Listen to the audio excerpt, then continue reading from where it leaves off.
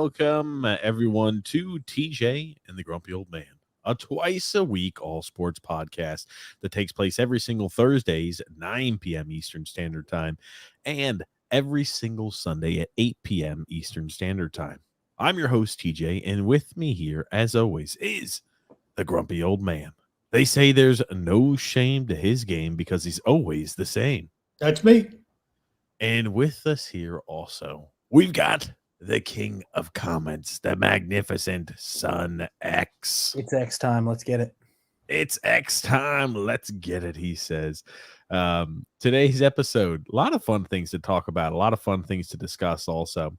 But if you're new to the channel, I always like to go ahead and discuss this here. If you're new and you enjoy the content, you enjoy the items that we cover, make sure to do a few things here for me. Make sure to subscribe on YouTube, right? So you don't miss out on any of our future content. And if you like the content, make sure to hit the thumbs up button. Make sure to hit the like button. Number one, apparently that helps the algorithm. And also it lets Grumpy, myself, and Son X know that you like the content that we're putting out. So again, make sure to subscribe on YouTube and hit the thumbs up button. For today's podcast, today's episode, we've got quite a bit to cover here, guys. We've got the Super Bowl, right? Super Bowl Sunday. Wow, Sunday. Hard to believe that this is going to be the last little football we see for how many months now until I guess the NFL draft or the combine. I mean, really, like you're talking at least 2 months of a Super Bowl hiatus or a football hiatus. And then we've got here some potential changes to soccer, to world football that we're going to talk about. The blue card. I'm not sure. Grumpy, did you happen to see what that is? Yes, I did. Oh, gosh. Yeah, we're going to be talking about that. We're going to be talking a little bit as well. There's some football stories that just happen to be circulating at this time of the year. I'm not sure if it's because they've got Media Row out there and all the media minds are getting to interview, you know, different players and different individuals, and it's technically the off season. There's a lot to talk about NFL wise that we're going to be covering, but I think there's no better way to start the show than talking about the Mac Daddy, talking about the Super Bowl right off the rip. We've got WrestleMania, baby. It's going to be a lit. If WrestleMania is going to be, why are you saying WrestleMania, X? Because it's fixed. Come on now. Oh, come on. Hold on. You're seriously not going to watch the game? You think I'm kidding you? I'm not watching it. Grumpy, is he messing with us? No idea. Nope, I take him at I his won't word. watch. I'm not watching it. Oh, good gracious. Come on, X, you got to watch. But I will say this here. We're going to have a watch along on Sunday to watch the Super Bowl. I guess X will be doing what he wants. I'll be watching the watch along. You'll be watching the watch along? Oh, yeah. Gosh. We'll be watching the Super Bowl. But it's going to be the Chiefs against the 49ers. You know, we've kind of talked a little bit about this game, but, you know, I kind of want to get your guys' opinion. I want to get Grumpy and X's opinion on what you expect going into the Super Bowl. Grump, do you want me to start or do you want to start? Start it out. Okay, so my prediction is I think it's going to be a close game. They're going to try and keep both teams in it. And then at the end, there's going to be a call that goes one team's way that sways the game. Do you really think it's going to be that? Absolutely. It sounds almost scripted. Exactly like that. Yes. Yep. I 100% think it's going to be like that. Yep. Is there anything else you have from this script, this almost script-esque prediction that you have? What else are you predicting with this, X? Just based off of Nick Bosa after watching some film, he says the Chiefs hold a lot. So I guess if he doesn't get held and can get through the holds, maybe the 49ers have a shot to win. But I think they'll just grab him and tackle him all game, and they won't call anything. So I think the Chiefs are going to win.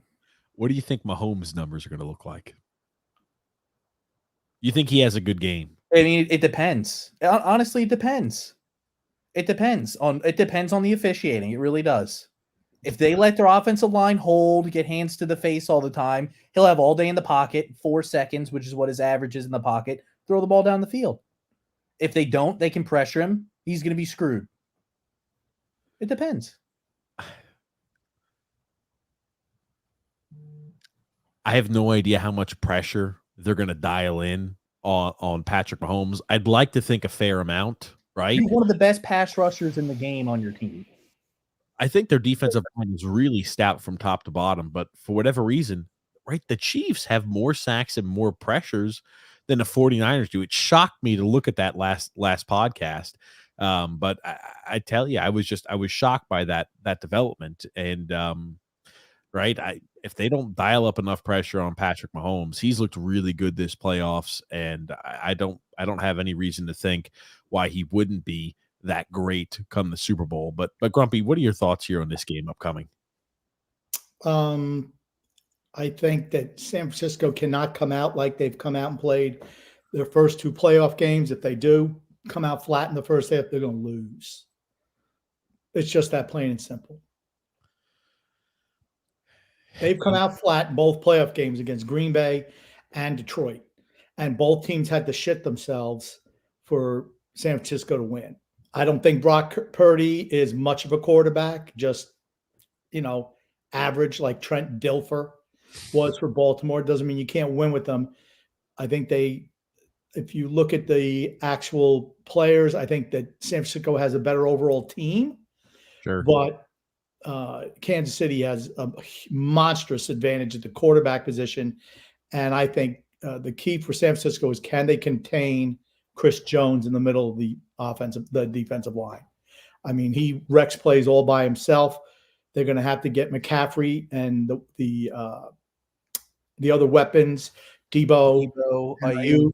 They're going to have to get those guys. They got to spread the field out. They don't want to play in between the hashes. That's what Kansas City wants you to do. They're going to have to spread them out. I think it's imperative. Here's a little information for you. Patrick Mahomes, and I didn't realize this till today, is 12-1 when he's the underdog, which is honestly, it's an incredible record. And that's against the spread, of course, but 12-1. Do you want to know who the one loss is to? Grumpy, who could that? Let's take some guesses. X, who maybe we think that loss could be? The greatest of all time. Eli Manning. Did Patrick Mahomes and Eli play? Okay, not Eli Manning. X, you got to guess here. Who are you guessing? Who his one loss will be against? There's only one. Who? X, guess, my friend. The anointed one, the GOAT. That's right. Brady. He can beat everybody else. He just can't beat Brady. Never could. Never could. Oh man, I tell you. But just think about how good Kansas City's team has been, right? He's been playing 6 years, and they've only been an underdog 13 times in 6 years. Yeah, and this year I think they were an underdog more often than they have been in years past. I think they were an underdog all year this year. Really? Yeah, it's been a long time since I've been an underdog. Now, speaking of Brock Purdy, this is I'm not trying to cause or stir shit. I did want to post this. This is just Kurt Warner sharing his 2 cents. And I like Kurt Warner and his analysis he does he does a specific YouTube show, The Quarterback Room, and he does it on analysis on, college prospects or guys going from college to the NFL, specifically who play the quarterback position. He breaks them down and he breaks the minutia of the quarterback down. I enjoy that show. But here's his take on Brock Purdy and what his thoughts are. Like when it comes to elite franchise, whatever, when things aren't ideal around you, our left tackle's out for a couple weeks, our number one receiver's not going to play, our defense got 35 hung on them 3 weeks in a row. Like, can you play at a level where we do or have the chance to win games? Right. Or when things are ideal around you and you're in a good place, good play caller, good talent, do we win a ton of games? Yeah. I think Brock's firmly in that latter group. Where like good things are around him, they win a ton of games. Right. I don't know if he'll ever get into that other group. Hey, I don't think that's a good point, Dan. But we don't know, and we don't have to know yet. Sure. I mean, I say it all the time. Tom Brady wasn't that guy until year 4, year 5. Ben Roethlisberger wasn't that guy until year 4 or year 5. This guy's in his first year and a half, and he's done exactly what he's supposed to do. I fully agree with you, is that those guys, those dudes, the franchise quarterbacks are the guys that can say, I can carry us with my right arm. Right. If we got to throw 40 times or if we have to be a throw first team, I can carry us. Yeah, those are those guys.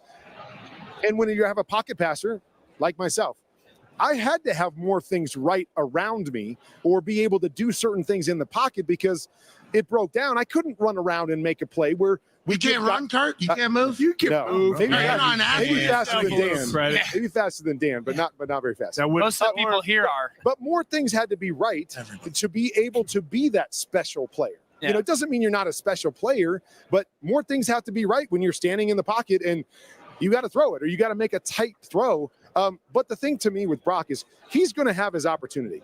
There will come a time where he doesn't have all this talent around him. The ball's in his hands, and then he can write the narrative. Why do we got to write the narrative now? Yeah. Why do we have We're to in the say middle of writing you the are or story. you're not right now? It's a year and a half. Let him He's done finish nothing his but play story. good Let him football. finish his story. Yeah, Let him exactly. finish his story. Right. Yeah. So I wanted to get your thoughts on that, Grumpy, next there from Kurt Warner. X. You know how I feel about Brock Purdy. I don't think he's a very good quarterback. So hold on. Kurt Warner's words did not do anything to maybe No. provide a different thought. Okay. No, How about he's doing it for views and to stay relevant. So Please stop. He's not wrong, Kurt Warner, though.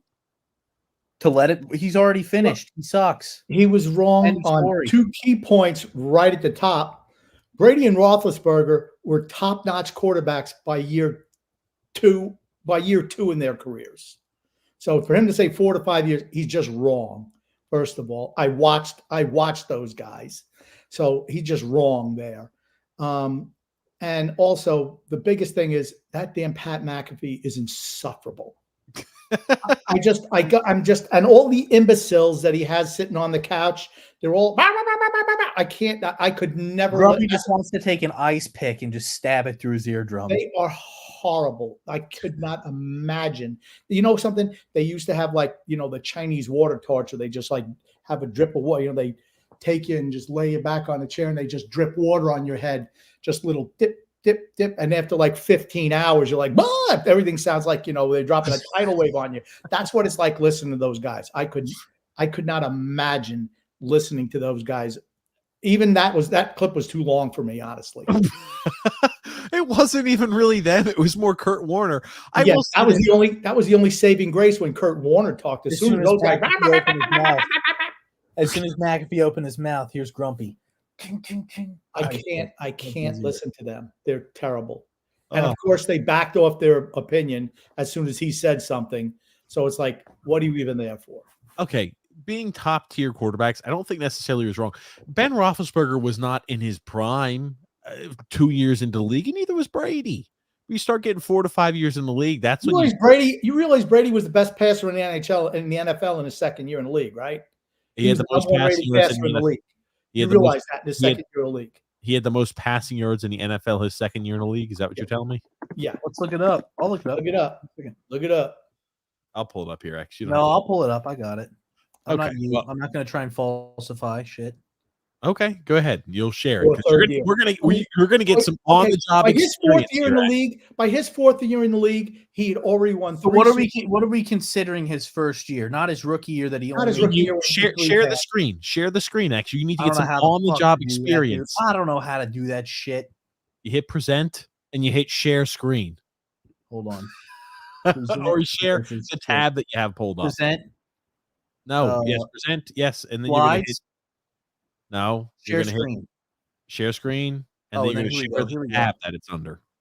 Woohoo! Look at that. Oh, can you see it?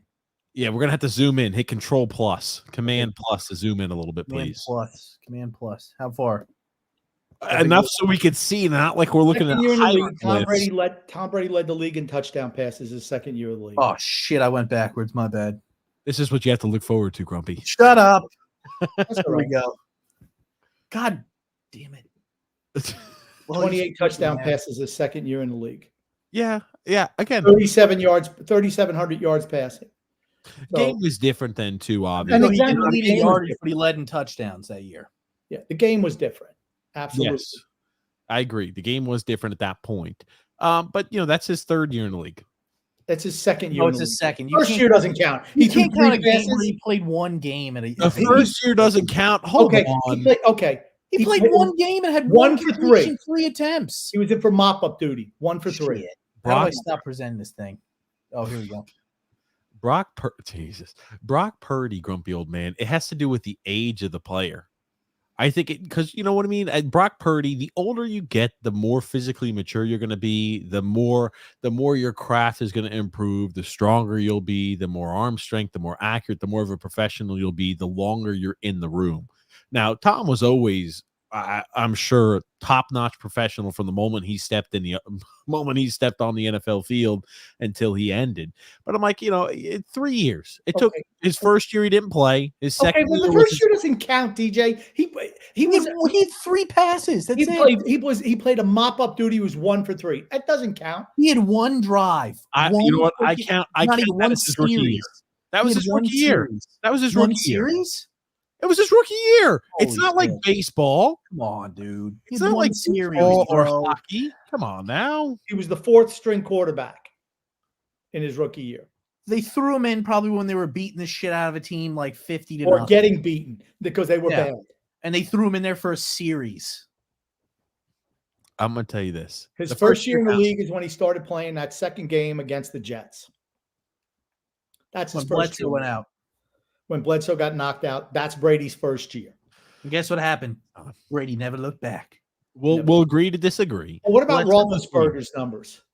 Yeah. Okay, let me see. X, pull that up. Roethlisberger there, buddy. I And mean, we'll just start to say looking- 4 to 5 years, I'm like, stop. he I said mean, 4 it's just years. He wrong. said 4 years. He said 4 to 5 years, he said on both of them, which is just wrong. I mean, Roethlisberger's rookie year, they only lost 1 game during the regular season. Then they wound up losing to, Brady. Actually, Bledsoe came in after Brady got knocked out in that AFC championship game. Bledsoe came in to lead them to the Super Bowl. Kelsey. Yeah. I mean, look at him. Look at his numbers. It took him 3 years, just like Tom Brady. And honestly, he took 4 years. He had 3,500 passing yards, 14 touchdowns. That 4th year, when he turned 25, you see a big jump. He still threw for over 3,000 yards, and the game was different. I feel like I have to preface this. Players were not throwing for 4,000 yards, and they weren't throwing the ball 30-plus times a game. But, I mean, 3,100 passing yards and 32 touchdowns. That's at that time period, that's a good year back in 2007. Okay. Do you think that Brock Purdy is as good as Ben Roethlisberger or Tom Brady is? Probably Or not, was? no. That's my point. He's Probably gonna be not. just another fucking scrub. He doesn't have the arm to even compete with those guys. He's limited. I just said probably not. But we don't know. We got to let him write his own story, Grump. Oh my God. You're delusional. Like those boneheads on that show. I'll say this, though. I'll just put where I think what camp I'm in. I think the 49ers finally win. I don't. I think they finally win. I was going to pick the 49ers, but then I saw the 12-1 record, and I don't think Brady's playing for San Francisco this weekend, even though he could probably get off the couch tomorrow or actually Saturday night and come back and be better than Brock Purdy. Here's the thing. You can never beat the man. And that man just so happens to be the freaking girlfriend of Travis Kelce. So you're not beating them. Sorry. You're not beating. I have 355 million reasons why they're not winning. How many times are we going to hear that she's releasing a new album? Get ready. Get ready. You know what? Times. We should play a drinking game. When you guys hear it, you guys can relay the information to me because I won't be watching. I got to go to work on Monday, X. I can't be shit-faced Well, drunk. maybe that's Or maybe how many that- times they pan to her on TV. it'll be a lot. 10 plus. I'm saying we're going to see her, Taylor Swift, at least 10 times on Sunday. This and is we're what gonna I'd like hear- to see. I'd like to see them look at her when Travis Kelce gets a Booby Miles type injury Kelce. where he's done for his life.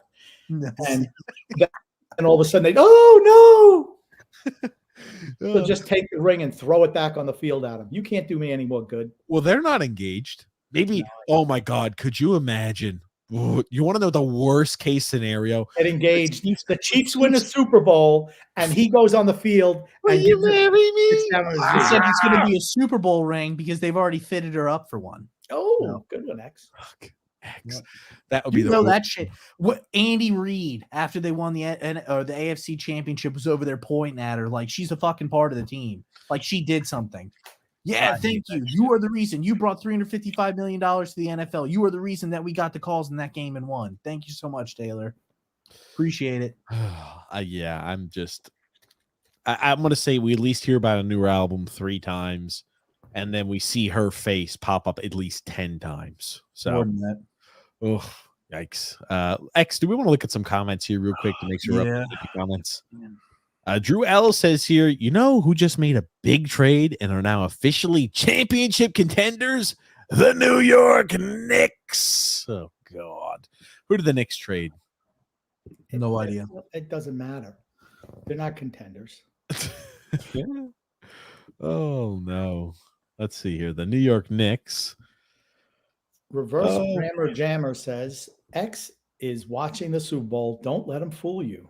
No shot. That sounds like Alex to me. I ain't watching that garbage. Oh, come on, X. Would you do it Not for watching us? it, dude. I'm not watching it. Hell, you know what? They'll probably charge a fucking subscription fee to watch this shit. You watch next year, they're gonna do that. I'm calling it. Next year, they're gonna have it on a streaming platform. No, I think No. they will. I No. think they will.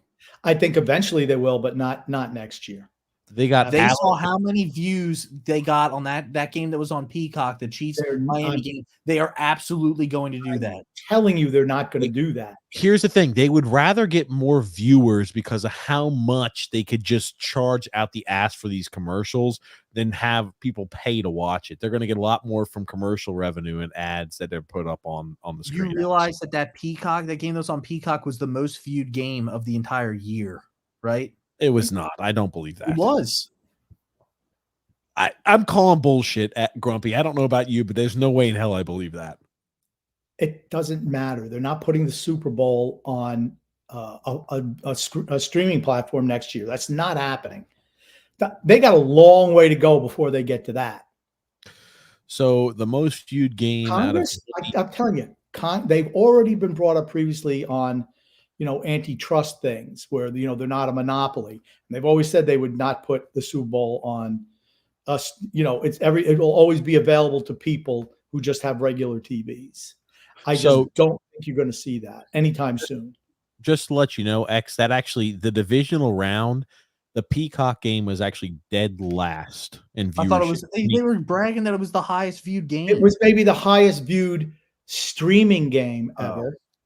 Yes, maybe something like that, because the highest viewed game was Dallas against Green Bay with 40.16 million watchers. In Miami and Kansas City had the least amount of viewership that weekend at 22.86 million viewers. Okay, because all you did was hear how much they were hyping that shit up the whole time.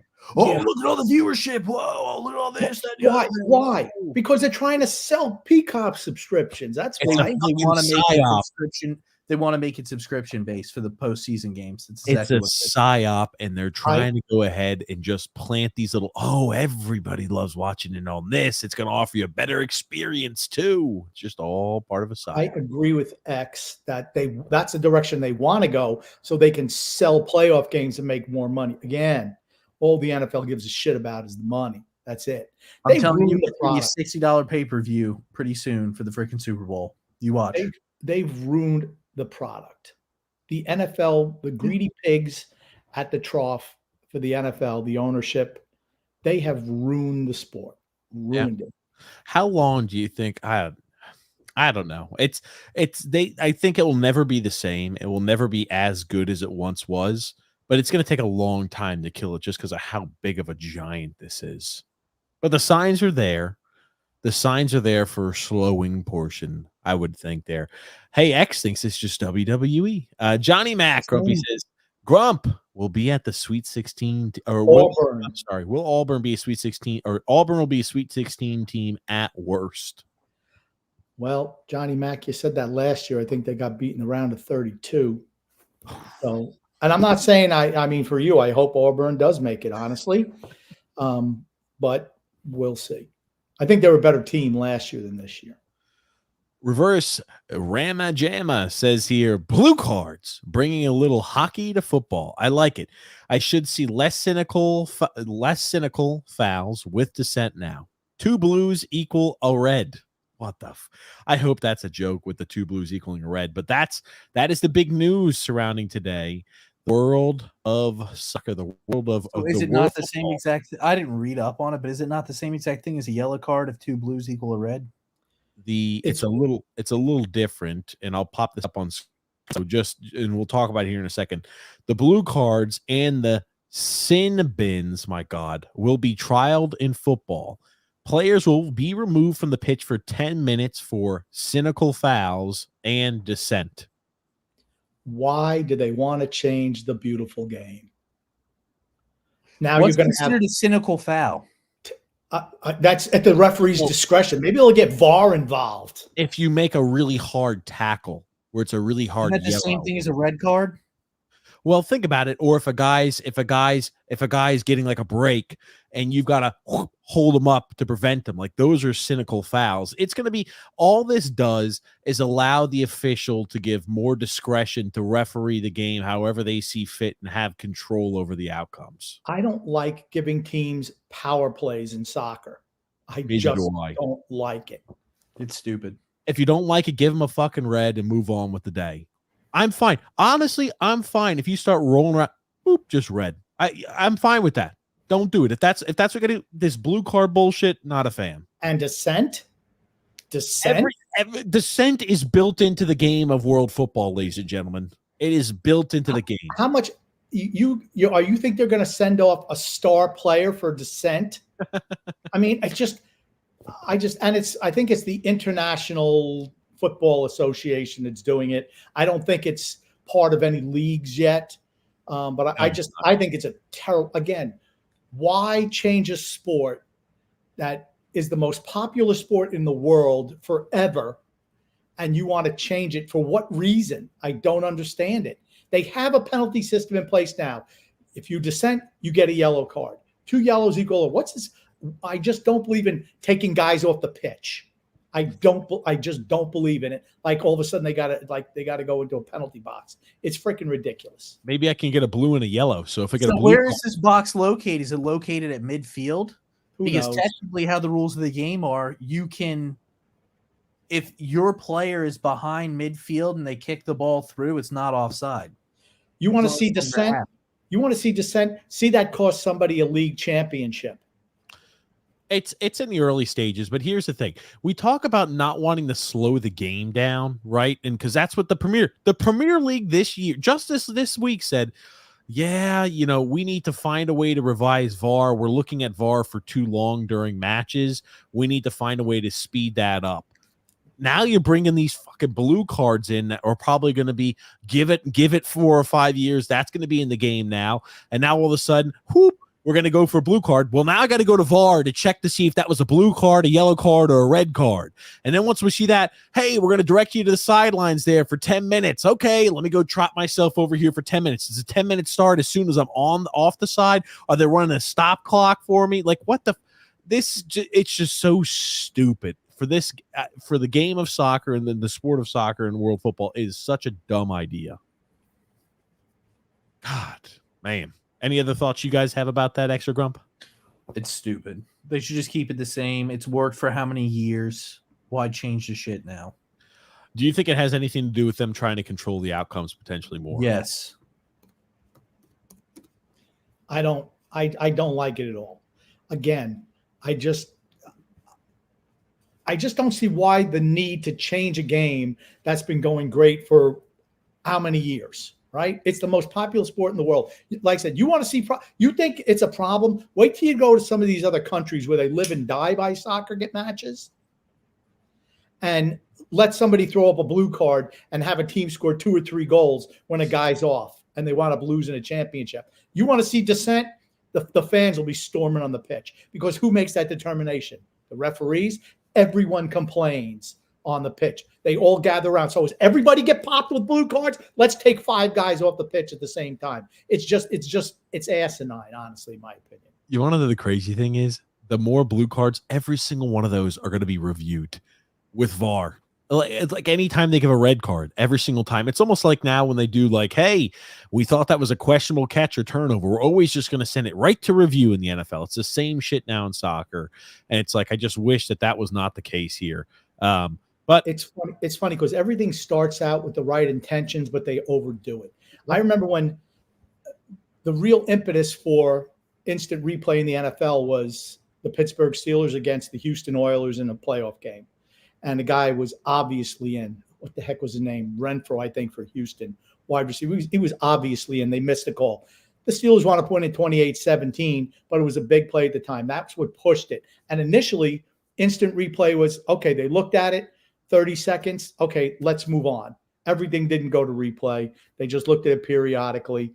And, it seemed to work. And now you're seeing more and more and more. And you see it in college basketball. Oh, well, hold on. It looked like he might have tipped off his finger. Did the spin of the ball change a little bit? Like, Yeah, you're micromanaging it.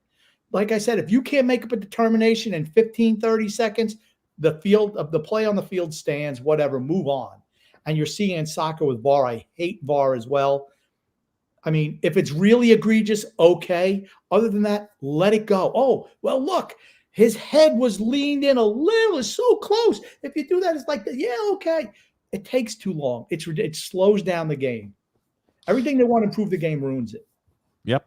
I don't disagree. I don't disagree at all, Grumpy. I'm not a fan. Frank says here, suck it, bitches. The New York Islanders own ya. Yeah.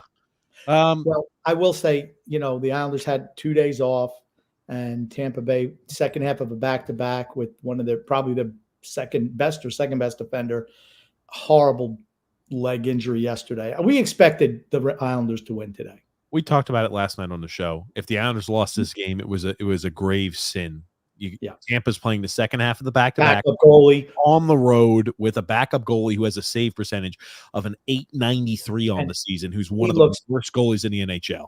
He looks every bit the backup goalie. Yep. You see why they struggled early in the year, don't you? With him and Tampa didn't determine that, hey, we want to put against the better matchup against the Islanders, a team we're competing with for a wild card spot. No, they said we'll roll out the backup goalie. We had to win. I would have been upset if we lost, to be completely honest with you.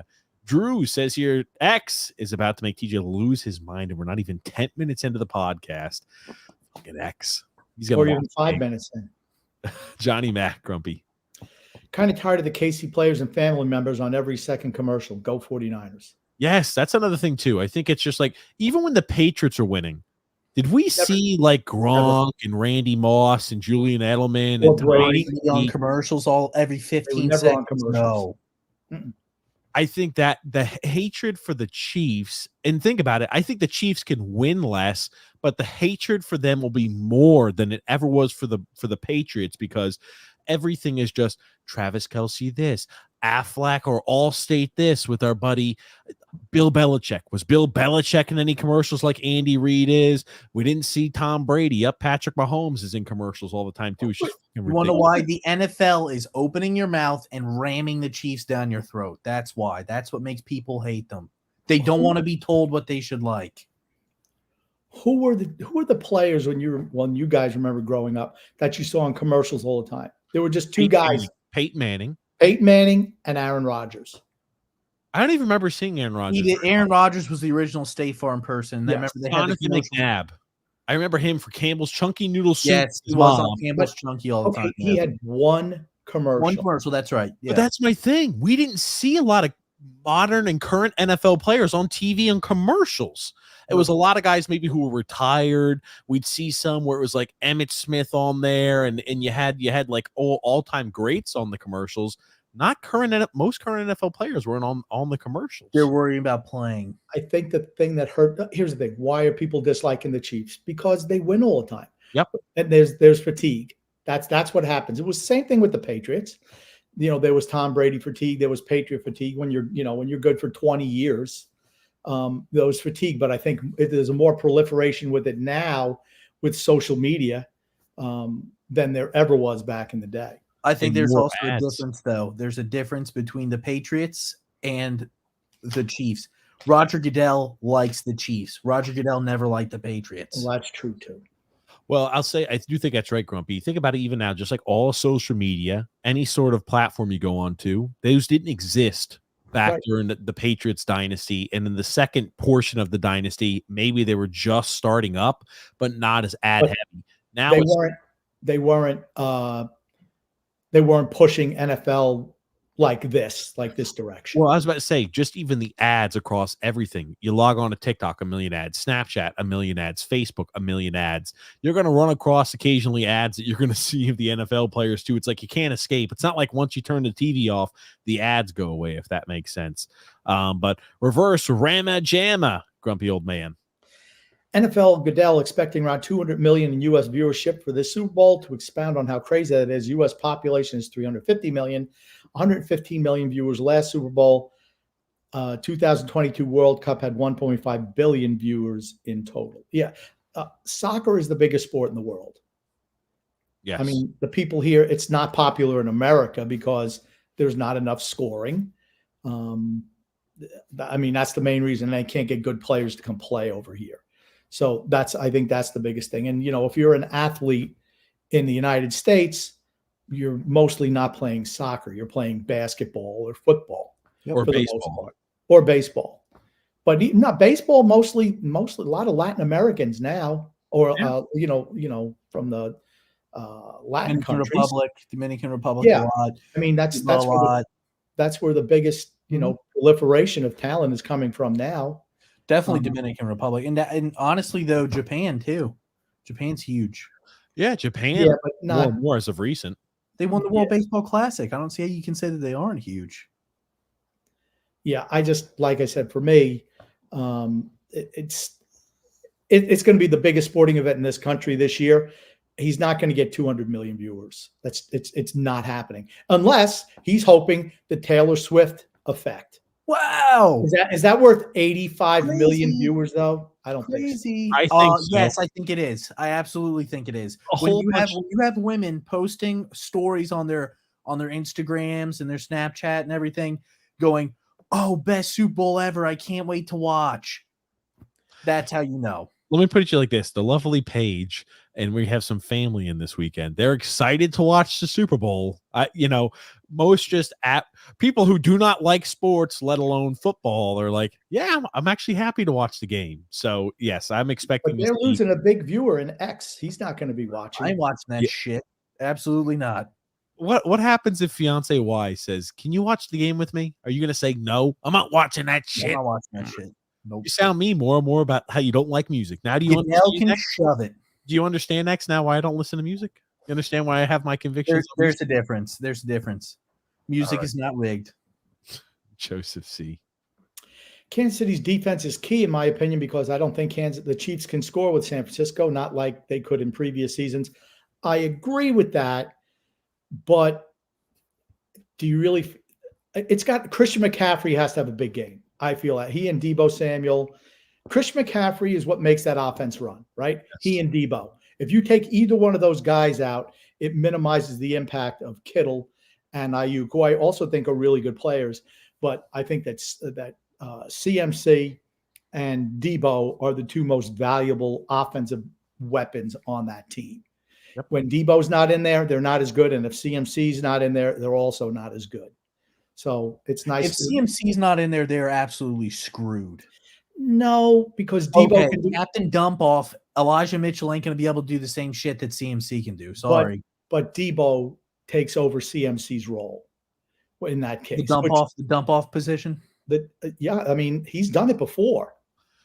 I think the big thing is this game is going to be won or lost in the trenches. The big nasties are winning this game. This And game's going to be won or here's my lost depending on the officiating. Here's my reasoning. If they get pressure, they're going to win. You put pressure on Mahomes, you're going to win. That 49ers defense is good. Put pressure on, you win the game. Conversely, if the Chiefs, who have a whole shit ton of sacks this year, if they start to get pressure, I don't think Brock Purdy has a great game. I don't think Brock Purdy's a quarterback that plays well under pressure. It's Chris Jones. They have to find something to stymie Chris Jones. He's the one guy who can absolutely wreck the game for San Francisco. They got to spread the field. You got to spread the field.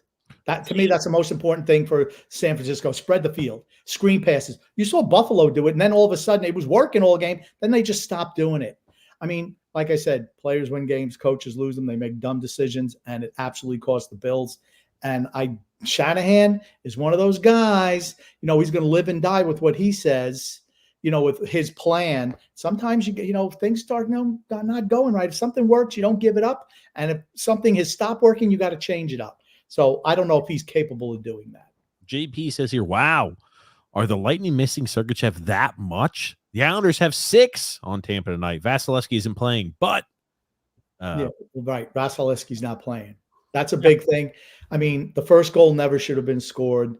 The Pulak shot from the point, not even screened, beats him. you like how the ESPN telecast was like, oh man, that was just such a hard shot. Yeah, I don't even think he was screened. It was just that fast of a shot. It was 90 fucking miles an hour from the blue line. Are you kidding me? I think they're pumping up the Islanders because they have that stadium. Patrick Waugh. And also they have that stadium game coming up, which they're going to want viewership for that. That could be a good point. That could be a good point, Grumpy. Maybe. Fifi said blue cards won't be used in elite level soccer. It's just a trial period thus far. They plan to reiterate this in a meeting on March 2nd. Here's the thing. Reverse Ramajama. That doesn't, when they start rolling this out in lower leagues, it means it's going to be used in higher leagues. Just look at like the pitch clock in the MLB. Yep. Hey, we're just trying the pitch clock out in the lower levels for 2 or 3 years. Hey, we're bringing that to the MLB. What? Yeah, that's always how it works. They use the lower, they use the lower levels as the testing fields, and they work out the kinks, and then they fully implement it. Yep, absolutely. Drew L. Grumpy old man. Speaking of Eli Manning, Drake May is working out with him. I don't know if that's good or bad for Drake May. Okay. JP said, I have a feeling San Francisco is going to win. Reverse Ramajama says here, the Eagles game in Brazil is going to be kicking off on Friday night. The NFL had previously left Friday nights untouchable due to high school football, but possibly a test run on ratings on that night. Internationalization of football. I fucking hate international football games. I hate them. Any comments on this? I think they're going to try and have football games every night of the freaking week. I think it's too hard to have them every night of the week, but if they could do a Thursday, Friday, here's the thing. I know it's taboo to do Tuesday night games this year. Well, no, not this year. They had Tuesday nights one time during COVID. Yes. But you can't have too many. It's too physical a sport still. You can't have too many days, but I could see him going Thursday, Friday, Saturday, Sunday, Monday. Yeah, right. They did the Black Friday game this year, right? Yep. Yeah. But most of that's Black Friday is around playoff time period for high school football. So, and not as many teams are playing. And they were also very cognizant not to take Saturdays because that's college football day. But you notice when the regular season from college football is over, they do pop games on Saturday. Yep. But they've done that for a long time. Yes. Now. They've done that for a long time, which I didn't have a problem with. But now you're seeing, like I said, I don't like the Thursday. The players don't like the Thursday night games. It's because you don't have enough time to recover. You don't have enough time to game plan, and your team looks sloppy as shit. And as a viewer, Day games too for the first time, right? They've always had Christmas Day games. It depends on what. It depends on. Always had Christmas Day games. Well, it depends on what day Christmas falls on. I thought they've always had Christmas Day games. Well, you realize Christmas is usually on a different day every year, right? I think they play always every single Christmas day. They do. Matter. They do not. That's basketball NBA does. Basketball does. Okay. That's the only sport. Reverse Ramajama says elite names trotting around the radio row in Vegas this week. A heartwarming moment to see Cam Newton reunite with Luke Kuechly and Greg Olsen here. The McAfee show having insane names on it this show this week. I saw it. I don't care about the Kuechly, about Luke Kuechly and Cam hugging it out. I could care less. I can hold on. Here you go, Grubby. I couldn't care less about the team struggling. Okay. That tells me who are the guests. All guys with CTE. CTE podcast. There we go. They'll have AB on his show. They're saving AB for Super Bowl Sunday. That's what I think they're doing. You'd have to be brain damaged to go on that show. No, I actually like Cam Newton's show. Here's the one thing. On the Pat McAfee show. The Pat McAfee show. I'm talking about the Cam Newton show. He creates a shit ton of viral clips. I don't think That's what he's necessarily doing. on purpose, but his No, takes are so crazy. I think he says some of that shit on purpose to get views. I don't know. I think he seriously believes it. Now, I saw an image of Warren Sapp sitting next to Cam Newton. I forgot how small height-wise. Warren Sapp is a smaller guy than Cam Newton by a good bit. Looked like 3 or 4 inches. He was only like 6'2". Warren Ooh, Sapp. something interesting I do want to mention. Apparently Baker Mayfield was talking after he was on an interview. I guess Gronk was doing an interview too. He had a hot mic, and he had said that he plans on staying in Tampa Bay. Why That would he's he looking to not? settle down there? He just Well, they didn't know if they didn't know if they were going to offer him a contract extension, because I think he was a free agent after this year, right? yeah, he's on what is it, 1 year but he had the best year he's ever had in his career. What I'm And saying is, I think they're going to give him a contract. Is what But- it sounded like. But again, he'll have another new offensive coordinator Yep. because his offensive coordinator from last year is now head coach of the Carolina Panthers. I mean, every single year he's been in the league, he's had a different OC. maybe Baker Mayfield should go play for the Carolina Panthers. That one might work out. Not anymore. He's not playing. He's not playing with Tepper. He sucks. He's already done that before. Been there, done that. Gungun says here, Son X and I are standing tall. Screw the Super Bowl.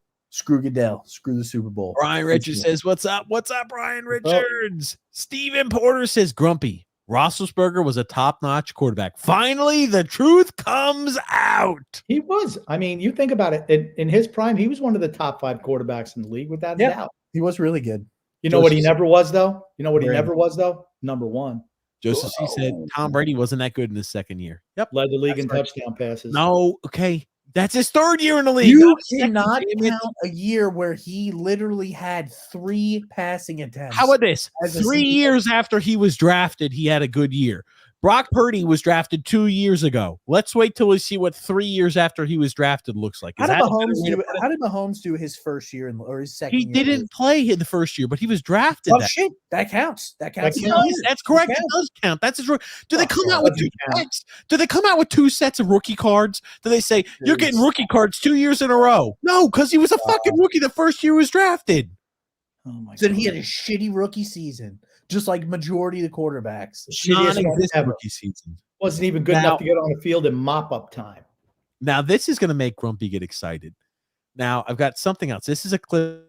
I'm so happy. I'll let him watch this. X. And all I want you to do is just watch Grumpy's face. I almost wish we could zoom in. Can we zoom in on Grumpy? Let me see. No, that's not the one we want here. Do the grumpy mode. I'm trying to. Oops. Hold on. Put a it in second. grump mode. I'm trying to put it. Oh, damn it. And I just have screwed the pooch here.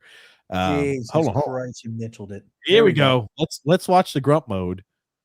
Oh, What shit. the fuck, Give me a sec, damn Let's it. run the clip. dude? Holy Okay, shit! we'll run it. Okay, well, listen. You know, what? Fuck it. I'll put it here. Oh my God, just play. Let's run the clip. Damn it! Calm down. The coach is trying to play chess. The only problem I see in today's quarterbacking, a lot of it is the coach is trying to play chess, but the quarterbacks aren't. The quarterbacks are snapping the ball, and then they're going, okay, how do I react to what happened? And a lot of times, you know, there's no perfect play that can be called from the sideline on a consistent basis because they're just calling probabilities. Okay, there's a probability on third down. In short, they're going to play man-to-man coverage. So therefore, on my call sheet, I'm going to call my man-to-man beaters. Oh, they didn't call man-to-man. Looks like, you know, a simple cover 2 zone. This play isn't really working for that. Okay, in my mind, it'd be like, okay, let me get to my best cover 2 play. Yes, there you go. He's already sounds like he's speaking over Steve Young's head. Let's just keep listening, please, Grumpy. Fuck. How does he- hold on, He's Grumpy. confused. Hey, Tom Brady's already speaking over Grumpy, another Hall of Fame caliber quarterback, Steve Young. He's speaking Grumpy. over his head. Grumpy, how do you think McAfee would react to what Brady's saying right now? Oh, blah, blah, blah, blah, blah, blah. He was a fucking punter. He'd probably say, "Duh, duh." Okay, let's keep listening. Okay, please. Let's stay on track. Against this look, as opposed to now we get the ball. Okay, it's we've got a bunch of crossing routes into cover 2. That's not good. Let me hold the ball and go run it. And then people on TV go, oh, you know, great play, way to run. And in my mind, I'm going, why did you snap the ball? I mean, you clearly knew no one's going to be open because I don't know, in all my years of playing in 20 years, that wasn't going to be open. But how do we continue to say, all right, quarterbacks, You got to see the whole picture. It's in front of the data or behind it. Exactly. If you're in front of it, you own it. It's reflexive. What you just described, all the things you have to handle, you handle reflexively because the data's inside of you. And the only way you can get in there is you got to go to school. So I feel like Grumpy would have been. Grumpy, did you enjoy that clip? Did you Here's the thing. enjoy Coach TB12? Okay, no, here's the thing. I want to see him bring that to the telecasts next year, that type of insight, because actually I thought that was really good. And it's something I did want to talk about today, where you're seeing everything run by baseball has already been ruined by analytics, just ruined, right? The sport as a whole has been ruined. They're trying to do it to the NFL. Well, Grumpy, real quick to talk about baseball. I'm kind of I like the exit velocity and spin rate. Can we finish up on this one thing before going to something else? Sure. So, and they're trying to ruin it now. You look at the head coaching hires.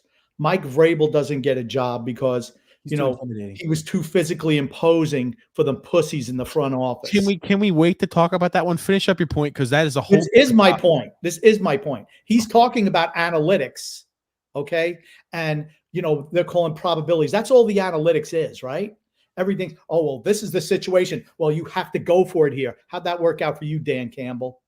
Okay, how many times could you screw that up and cost your team a shot at the Super Bowl? I'm not saying. Here's the thing: they would have lost to Kansas City, but at least they would have made the Super Bowl. But relying on analytics is a colossal mistake in football. You can get away with it in baseball because it's one-on-one, but if you're going against, there's just so much more that goes into football than baseball. It's just such a total team game, right? Everybody's got to be on the same page, and it's like.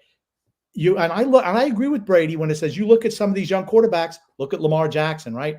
In that AFC Championship, right? He's just getting the ball. I don't care what play was called. I'm running. It doesn't matter what it is. I know there are guys wide open all over the field, but I'm not going to throw the ball because I'm going to play hero ball. And like I said, I thought his analysis was really in depth. It really was. And what you're seeing now, look at the coaches who have been hired. Everything used to be, you don't see Belichick's anymore, right? Because, they run the whole show like the football czar guy. So there's so many layers of guys under the ownership now. Everything's a team collaboration. Is that how you should make every decision? Is through a team collaboration? It's a game of emotion and momentum.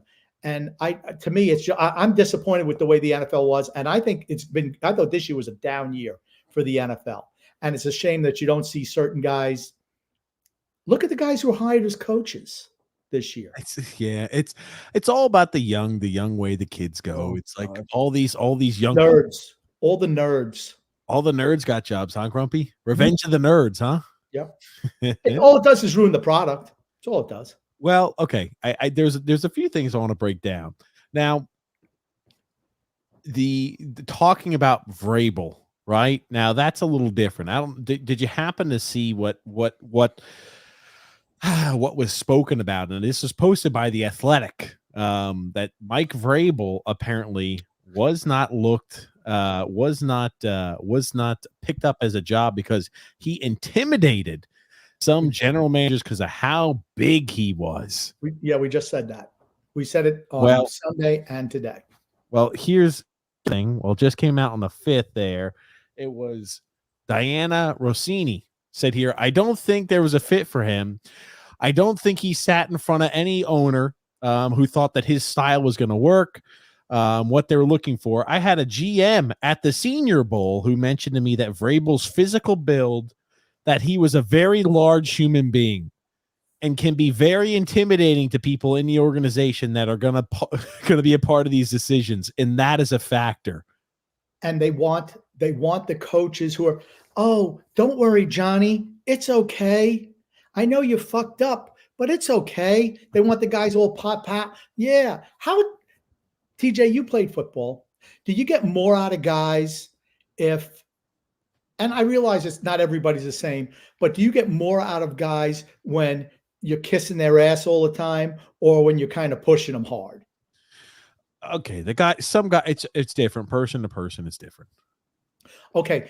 Do you think that players feel they can get over on a softy coach? Here's the thing. I think a coach has got to rule with a fucking iron fist. Well, there you go. That's just my style, though. So some people was like, you talk mean to them, they go ahead and shut down, and they get all in their head. They're mental midgets, as we like to call them. But yes, that's what I'd say. You're gonna get more out of the team. You can get over on players, coaches, though. Yeah, it's you gotta have. That's more like you gotta have the right guys in a room. Now, I'll ask you this. This is another clip. They were addressing potentially Diana saying that some general managers were a little upset here. They thought that he was too big in order to have, and he was too intimidating to go ahead and have these discussions. Now, Grumpy, you're going to hear some other takes, perhaps, Grumpy, on what they thought of that. Okay, Let's listen in. So is Mike Vrabel too big to get an NFL job, another gig? What happened? Like, and is that true? Big Is that a what? real Like thing? The physical stuff? That's what I'm saying. No. The stuff that It's the stupidest thing I ever we've seen. saw. He had Like, reporting that a GM supposedly said his physical stature intimidates people. Actually happened at the Senior Bowl. Who- Diana what Rossini. GM would say that, Jay?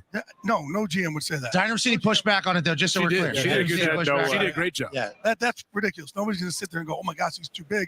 I think what happened with him and Rand Carthen, and things just get up. But I also think it's the Patriot way thing. So like during the year, people Stop. Pause it. The What Patriots. is this a fucking imbecile? Mike Vrabel never coached for the Patriots. He comes from never the coached for the Patriots. He comes from the Patriots. The tree of He Patriots. doesn't come from the Patriots tree. He never coached for the Patriots. He was never part of Bill Belichick's coaching tree. So he's wrong right there. He played never under the coached for the Patriots. Patriots. He played under the Patriots, and he coaches like he's part of the old Patriots tree, the old Bill Belichick. You know, he's just an old school player. That's what he is. He's not from the Patriots tree. He's wrong. Thanks for playing, Glazer, you stupid bastard. And here's the thing. You want to say no NFL GM would tell you that, right? So Diane Rossini's lying. Go lift some more weights, lunkhead. Maybe he's got CT. Maybe he dropped some barbells on top of his head. That's why else you think he's on this show? Again, brain damage. Let's keep. You know what? I listening think to the new you. nickname of the show should be CT with Pat McAfee. Yeah. There you go. Yeah, let's keep listening. Nobody Jackson, wants to I sit said- near Glazier. Afraid I he's don't going to really- go on roid rage. Okay, let's listen. I said, I don't really see a big market for him. And they're like, Bill Belichick? I said, I just don't. I just think the way D'Amico does it now, Dan Campbell's, Sean McVay's, Dan Quinn. Daniels, Dan Quinn. Rob That's that. Yeah. They're all want this, failed coaches. like- All of them are failed coaches.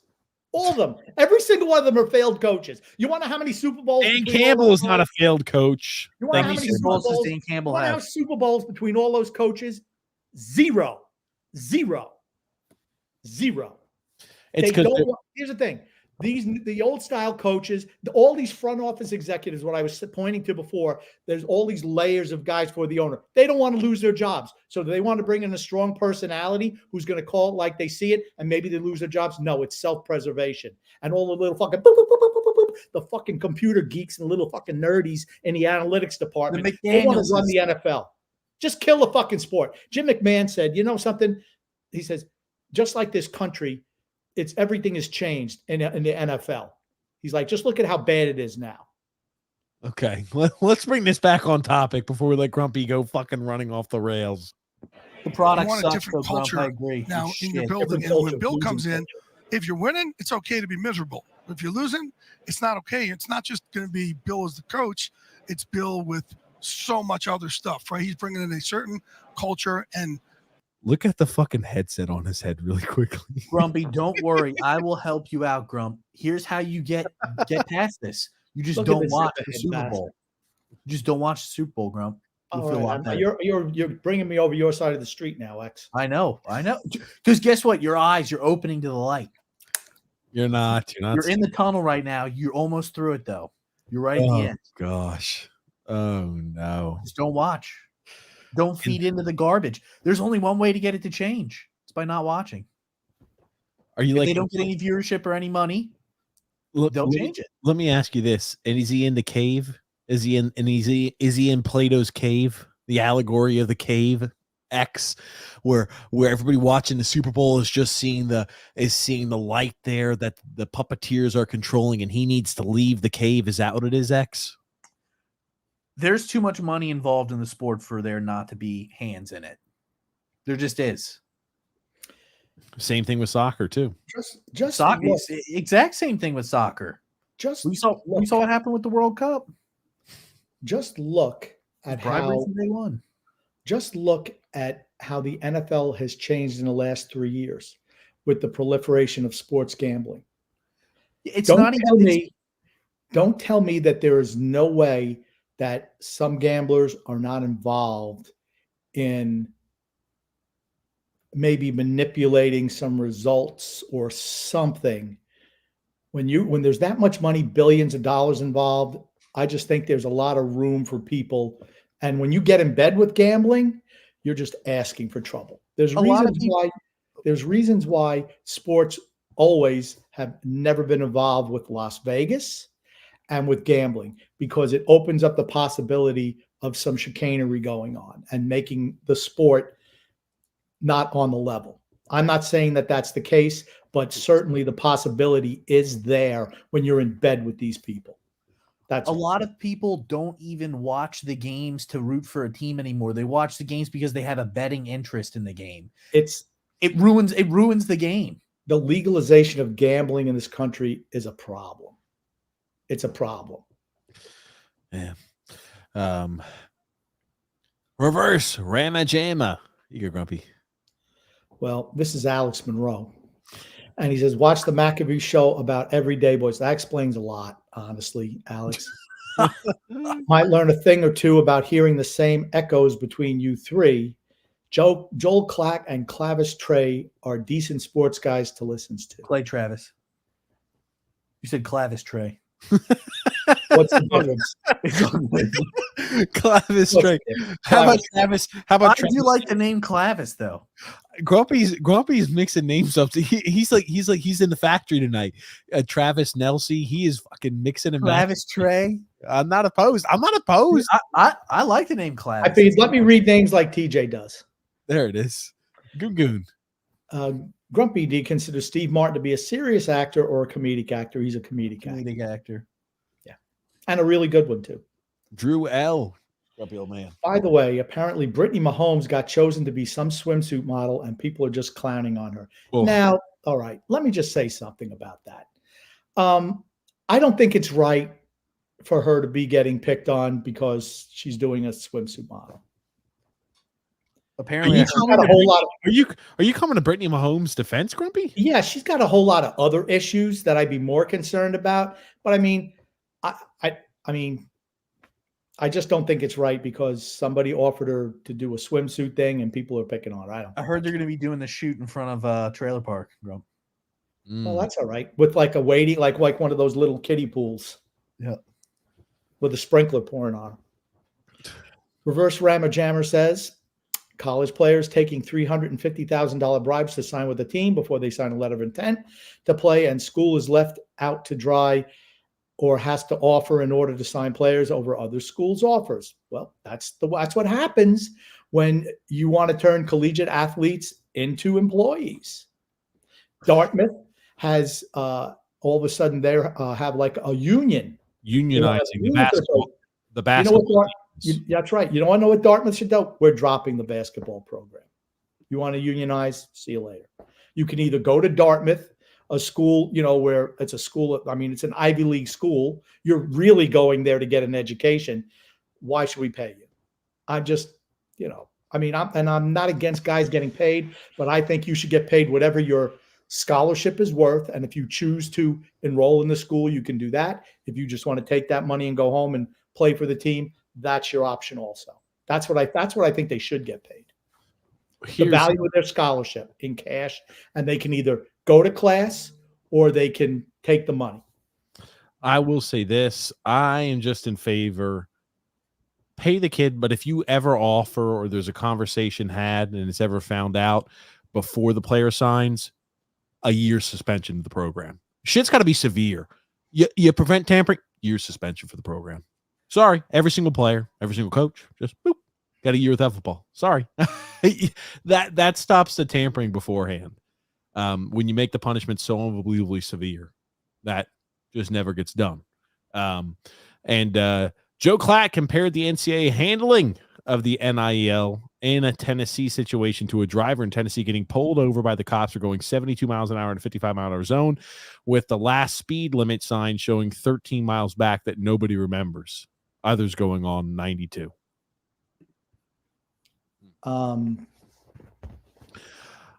Well, okay. I don't We'll really understand. don't worry there. We'll just move on.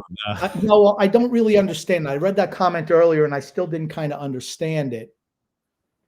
I don't know what he's trying to say there. Okay. Well, he's just saying that it's like you don't see exactly, and then it's like everybody else is flying around you, but certain teams get popped and certain teams don't, is the way I read that. Next comment here, Grumpy. Freedom Fun and Adventure. Just got home and the Islanders are winning 6-2 and the Grumpy Show is on. TJ, contact some furniture stores and get them as sponsors so your wonderful family and ex have seats when they come in March. They'll have maybe a seat. It'll be the floor. Reverse Rambo Jammer says UConn's women's head coach Gino I think he spelt it wrong. Ariema?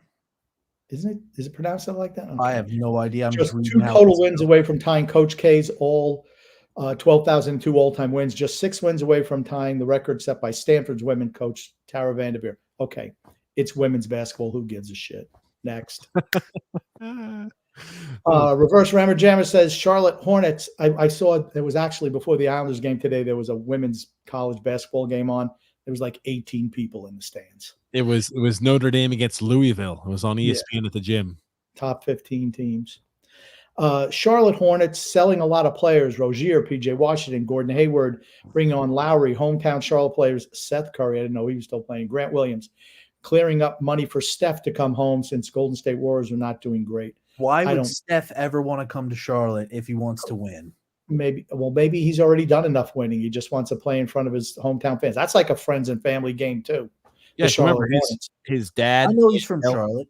Del Curry played there. He went to college in Charlotte. He went to high school in Charlotte. He went to college at Davidson in North Carolina. Maybe he wants to come back. Maybe. I'm just saying, isn't his house in Golden State or in California? Buy a new house. Who the hell wants to live in that San Francisco, Oakland area? It's a dumb. I'm just saying. I don't know. If he wants to win, Charlotte ain't the place to go. Let me tell you something. If you gave me the options of living in California or North Carolina, hey, I'll walk to North Carolina from California. He'd probably go to Texas before he come to North Carolina. Then. Drew says Peacock, more like Peacock. Okay. JP says here, FX is right, and they have a wedding proposal at the 50-yard line after the Chiefs win. I'm gonna laugh my ass off. Get ready. That you talk about clown world theater bullshit. That's exactly what that would be. I don't see them doing that because everyone would think it's a setup. So if it does happen, then what will you think? The league is bought and sold. The league is bought and sold. That's what I'd think. There's no way anybody can convince me otherwise. I want to read this comment and I'm glad Freedom Fund Adventures gave me this comment because I've thought about this. Have I ever told you I'm kind of borderline clairvoyant? I thought about this very particular thing 2 days ago. And I'm like, who the hell sent me that comment? Because I wanted to know. Grumpy, there's a good song by Declan McKenna called Brazil. It's about corruption in soccer and the beautiful game. I'm certain you will listen to it right after Paul Simon's Havana 3 a.m. album. I need you to clip that and send that to me, TJ, if you could just do something so I can know that because I forget it. Yeah, screenshot it to me because I forget occasionally. But I did think about that 2 days ago. Isn't that interesting? Speaking of something that people had sent in, I have to show you. Okay, the NFL released their Hall of Fame players for this year. Okay. And I sent you both a clip of it. I don't understand it at all. Well, why don't you tell us what you don't understand about it? Okay. We have the people who got in, and one of them, let's just go over the list. Okay. Dwight Freeney. All right. Dwight Freeney was a good defensive end. Would I say he's a Hall of Famer? Okay. I guess he had 125 career sacks. I think he won a Super Bowl with the Colts. Okay. Andre Johnson. Okay. he was a good receiver. If you're letting Andre Johnson, fucking Johnson made the Hall of Fame. if you're letting Andre Johnson in the Hall of Fame, you're letting every Why the wide hell is receiver Steve in. Smith not made it in? Maybe Steve Smith was a better wide receiver than Andre Johnson. maybe he's not eligible yet. No, he is. Randy Gradishar. Okay. That- Randy Gradishar was a really good linebacker. He got in under the Veterans Committee, right? Oh, what a joke. He was part of the Orange Crush defense of the Broncos in the 70s, played for Ohio State. He was really good. He was a 7-time Pro Bowler in 1978, Defensive Player of the Year. Okay, I can go with that. Patrick Willis. Patrick Willis, I don't know. His career was cut short. Okay, you got it up here now. Here we go. So that means Luke Kuechly's making the Hall of Fame, right? He should. I mean, if by you're just this rate, looking he at- only fucking played 8 years, but I guess he's making a Hall of Fame too at this rate. Julius Peppers deserved it, I think. Okay, Julius Peppers played a long time. Julius That's what I'm Peppers saying. absolutely deserved it. Okay, I don't know. I guess I saw him play for so many years and watched him up close, and I'm like, all right, he's good. Was he ever the dominant guy at his position? No. But they let a lot more football players in than baseball players. Okay, if you want to say okay. Steve Mondo McMichael. Now, I think he's getting in. He was good for the Bears. He played on that 1986 team, I think, 84 team, whatever Before year it my was. time, Grumpy. 1986 team. He played for the 86 team, with the fridge and all that stuff. I think he's really getting in. He has ALS. So I don't even know if he'll make it to the ceremony, to be honest with you. He's in bad shape. People were openly politicking for him to get in.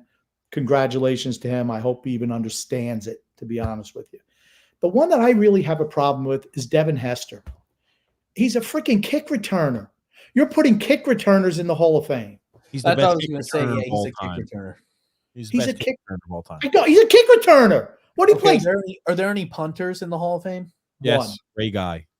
The Ray best Guy. punter there is in the Hall of Fame. Therefore, Okay. the best kick returner could be in the Hall of Fame. I'm sorry. The punter punts the ball more than a kick returner returns the ball. I'll tell you this. Guys Unless like he's a punt returner also, then he's returning punts. guys like Andre Johnson and Patrick Willis making the Hall of Fame. Antonio Gates was eligible this year and did not make the Hall Didn't of get Fame. in. How does Antonio Gates not get in? How is he not a first ballot Hall of Famer? Can Yes. can somebody fucking explain? He's like, okay, Antonio Gates is one of the top 5 tight ends in the history of the fucking sport. And I'm like, I don't even think it's you look at tight ends now. Tight ends now are better than tight ends in the past. And it's like you'll have a few tight ends from the past where it's like, okay, they could be in the conversation, but they're all-time greats. Tight ends now are just so much better because they do so much more. They're much more versatile. But like Gronk, right? He in his prime, best tight end to play the game. I don't even think that's debatable. Okay. And Can I just say something about you say the tight ends? They are not, because they don't block. They're not tight ends anymore. They're pass receivers. Antonio Gates blocked. And Yes, he also got the ball a absolutely. hell of a lot better than that's what I'm saying. The Yes. tight ends now, every tight end has to catch. In yesteryear, you didn't always have to catch being a tight end. Every tight end, it's a requirement that you catch the ball at a proficient level now. And the guys who can block are the all-time greats because they catch better than guys did in the past. And if they could still block, 2 thumbs up. But Antonio Gates not making the Hall of Fame is fucking criminal on the first ballot. I don't know how that happens. I just don't know how Devin Hester gets in. He's a freaking Andre- kick returner. One thing that's odd, Andre Johnson. Where do you think Andre Johnson stacks up all-time receiving? Nowhere. He's 11th all-time in receiving yards. Why the hell is Reggie Wayne not in? Why is Reggie Wayne not in and Andre Johnson is? Andre Johnson played on a shitty Texans team where they just kept throwing the fucking football all the time. Why is Steve Smith not in? Right? I'm Maybe fine he's with not Steve eligible. Smith being in. No, Well, he's no, out he for should be in. 2016. He's Not not in. in 2016 as well. Yeah, they're both He's relevant. not in. Yeah, that's what I'm saying. That's my point. Why the hell is Steve Smith not in? Is Isaac Bruce in the Hall of Fame? I think so. I'll let you know here. Because he absolutely should be. I mean, Henry Ellard. Steve Largen's in the Hall of Fame because he played in the old Isaac Bruce was 5th all-time in receiving yards. So yes, he was in the Hall of Fame. You thought last year he didn't deserve to be there. I remember. I don't remember. I remember that. Talk about Isaac Bruce. But Andre Johnson, I'm sorry, no fucking chance in hell. What is it? He's We're going to pushing start over throwing him. Julio Jones in if Julio Jones plays a few more years. Now, Are what we about throwing Julio Anquan Jones? Bolden? What about Anquan Bolden? Yeah. I mean, he was clutch as hell. Torrey Holt. Torrey Holt's not in the fucking Hall of Fame, and Andre Johnson is. Jason Range still on turf, baby. Jason Witten's not eligible yet. Okay. That's the only reason he's not in. But he will be should be a first ballot Hall of Famer. There's no doubt about that. Antonio Gates, think about this. Antonio Gates has the 31 most receiving yards in the history of the fucking sport as a tight end, and he's not a first ballot Hall of Famer. I'm sorry. That just bugs me. Did Calvin Johnson make it in? Yeah, I think Calvin Johnson's in, Yeah, he made it in. But here's the thing. Calvin Johnson was a little different. I mean, you look at fantastic play. He only played 8 or 9 years. Yeah. Wow. He had really bad ankles. He just really quit. bad ankles. The concussions. He played for the Lions, and he said, you know what? Dan Campbell might be coach of this team one day, probably stop us from winning a championship, not going for field goals when you're up by 14 points in the third quarter. Hines Ward made it in, right? No. Anybody who has a plus next to him has made the Hall of Fame. Oh. I thought he made it in. No, he didn't. But okay, so that means DeAndre Hopkins, he's a Hall of Famer, right? Julio Jones is a Hall of Famer, right? I'm like, ugh, I'm sorry. You look at guy Irvin Mike Evans. Mike Evans is going to be a Hall of Famer. You could book that shit now. You could book it. Hey, Devontae Adams might make the Hall of Fame at this rate.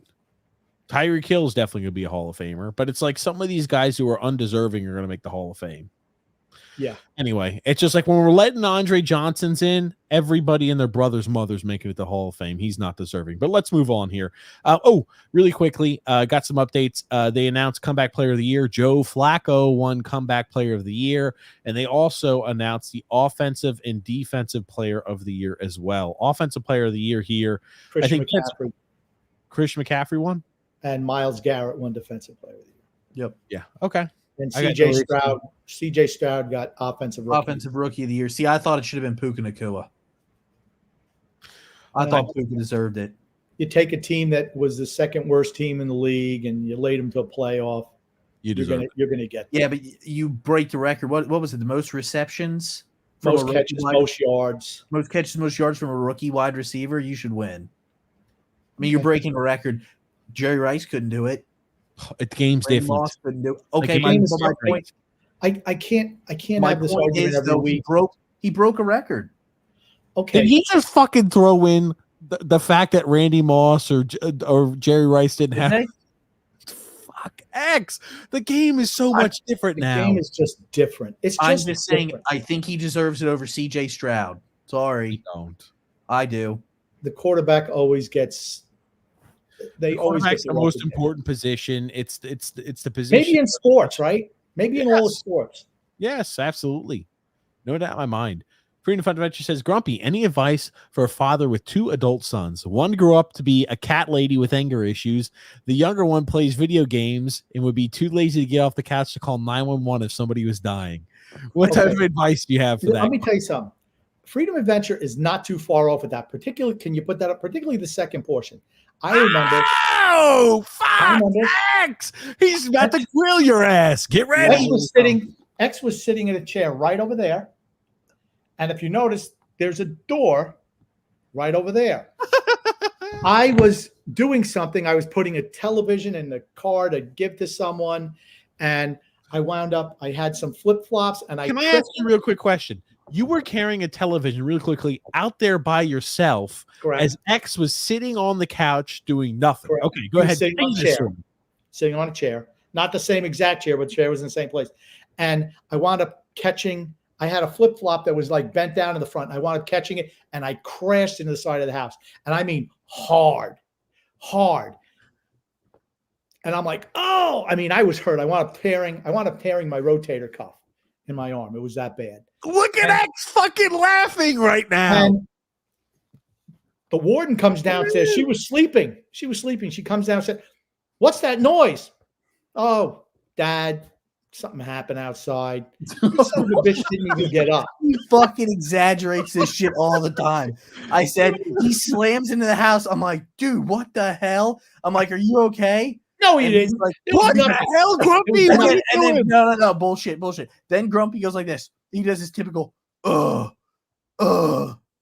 doesn't say shit. Doesn't say a damn thing. Yeah, because I tore my damn He could have been rotator. like, ow, I'm fucking hurt. Something. I practically lost my arm, and this guy nothing. Does he go to the door? You hear a crash. What do you just sit there? I Yeah, practically it's like lost the my time. arm. I remember the Oh, time I had to God. protect X from a puppy in the backyard Ow! because he saw a little puppy coming up. Oh, and he just collapsed into the fetal position. Yes, Ooh, this was during the time period where I was ooh. told that dogs are evil and try and bite you my entire life. Rolled up Dogs like are this. bitches. Please let They're me go mean. to my They're happy mean place. animals. My They're name is mean. Son X. I'm a failure. Oh, Yeah, that's a true God. story. Oh my God. I do remember that. Yeah. So just to recap here, you were having to carry out a television on. No, was it a heavy? Because TVs used to be heavy. Was it a was one of heavy those- TV or one of those lightweight TVs? No, they have now? not one of the little thin ones like now. It was like a regular old fashioned, the tube TV. Oh, dude, those have to be weighing about 50 plus pounds easy, and they're cumbersome too. Yeah, If anybody's heavier moved than those. that. They were heavier than that. It had like the big. It was like a 26. They had inch boulders television. stacked inside of it. And they were 80-pound heavy back in the boulders day. in there. They were absolutely heavy back in the day. They are heavy. They absolutely are. So you were carrying this. Now, when you were walking out, do you remember asking like, X, can you get up and get help the door? Can you get the door? The warden's awake. The warden- look, maybe we'll get a picture of the warden walking by. Oh, the warden doesn't like that. Let's not say we did. Let's stop screaming. Where's the warden? Oh, she snuck up. Grumpy, I tore my rotator cuff. Also, Grumpy, I almost lost my fucking arm. So hold on, Grumpy. I'm gonna paint this picture. You were walking. Do you remember asking X for any help though before the warden? Can you open the door? Can you open the door? Oh shit! Did X even get up to open the door? I'm busy. We were watching Roadhouse. Is what we were doing. X, let me ask you this, Grumpy. Did they have DVR where you could hit pause maybe and get up and help if something like that were to have happened? Didn't exist. Consider we were watching off of a Blu-ray. Yeah, we could have paused it easily. Oh wow! So you could have hit X could have hit pause and he could have gotten up. You know what? I'm gonna say I think Grumpy did that on purpose. I think he decided to catch his flip flop on purpose. So what he did, I don't even know if he caught it. Are you about to say maybe he didn't even catch his flip flop? Are you saying that he said? I think he was like, that son of a bitch, he didn't come get the door for me. Whoa! Oh, I've lost my fucking arm. I checked it. I mean, you know when you hit something, I'm like, and I felt around. I'm like, okay, nothing's broken, because I thought maybe I broke my arm. That's how bad it was. He had a compound fracture. It was you worry because I mean, when you fall and you reach up and all of a sudden it's like, oh geez, did I break something? And you're kind of feeling around like, okay, I didn't break anything. That's good.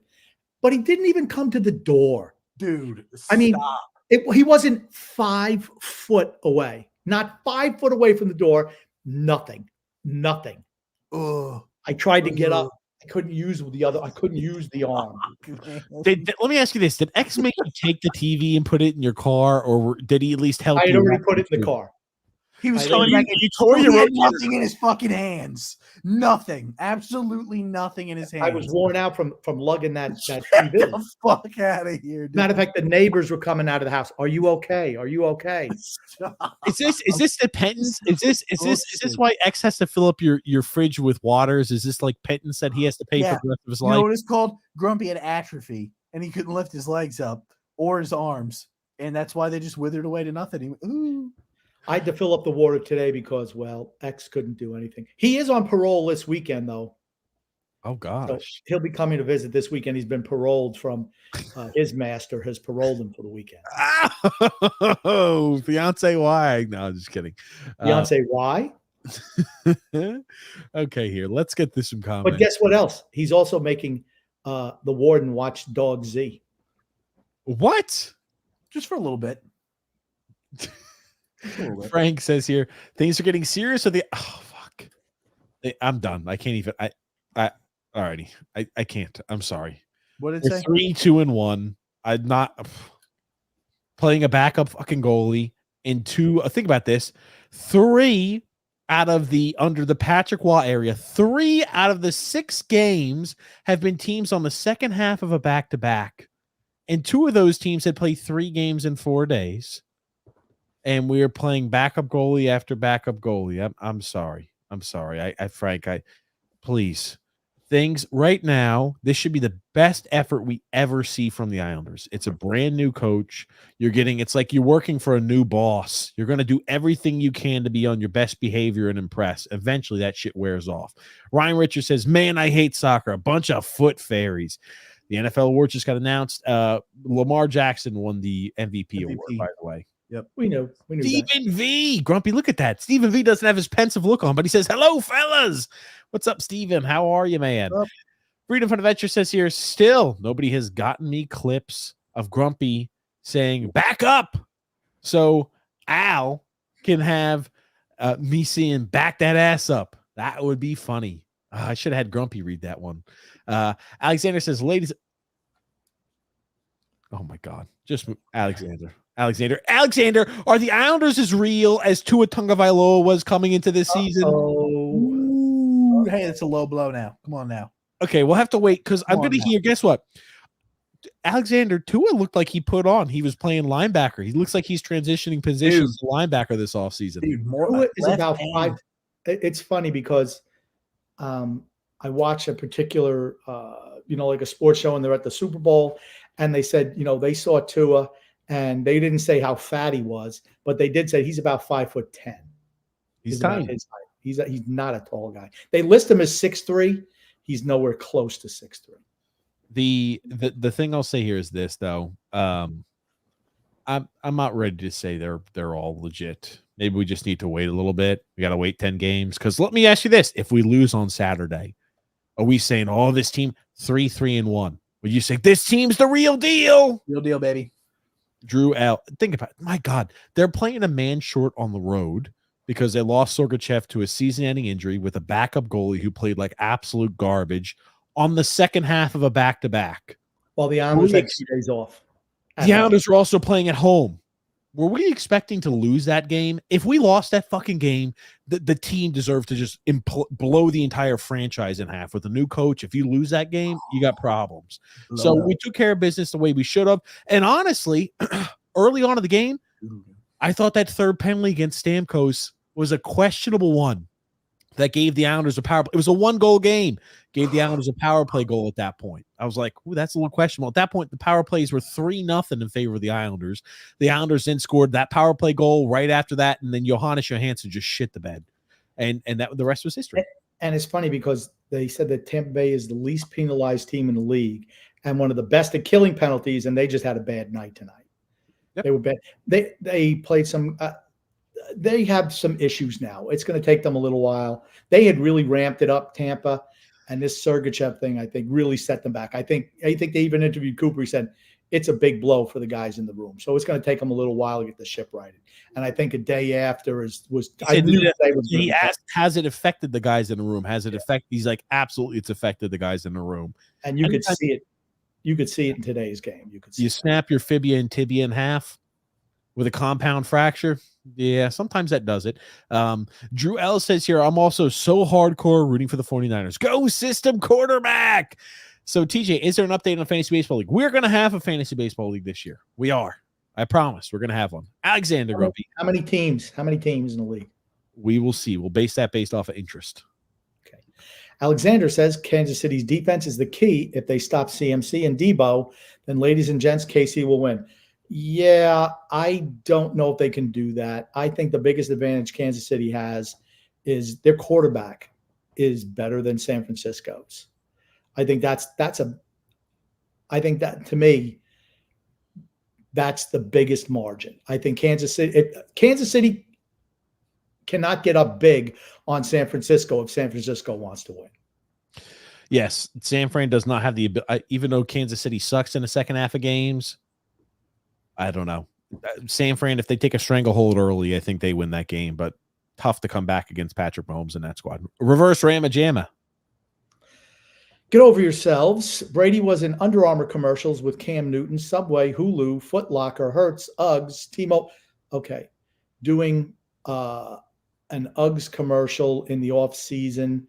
He did like The Uggs stuff was like ads. It was They were print media. advertisements. Yeah, he was not on doing a whole bunch of TV commercials. At the very end, he started doing a couple. Hertz was the most recent that he recently did. Yeah, we're talking about when they were playing. And the same thing with Gronk. They were not doing commercials when they were playing.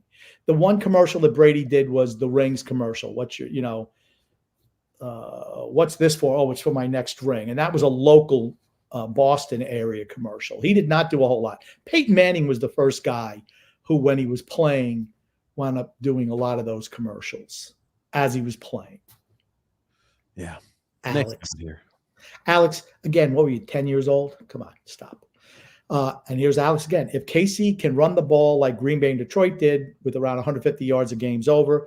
San Francisco can't start off slow. Spags will dial up the pressure and limit the screens. Well, he didn't limit the screens against Buffalo. And the one thing that Shanahan is really good is getting guys open. It's kind of the quarterback complete passes. That's what the whole thing's about. The overall, San Francisco is a better overall team than Kansas City. Kansas City has the better quarterback. I want to show this real quick.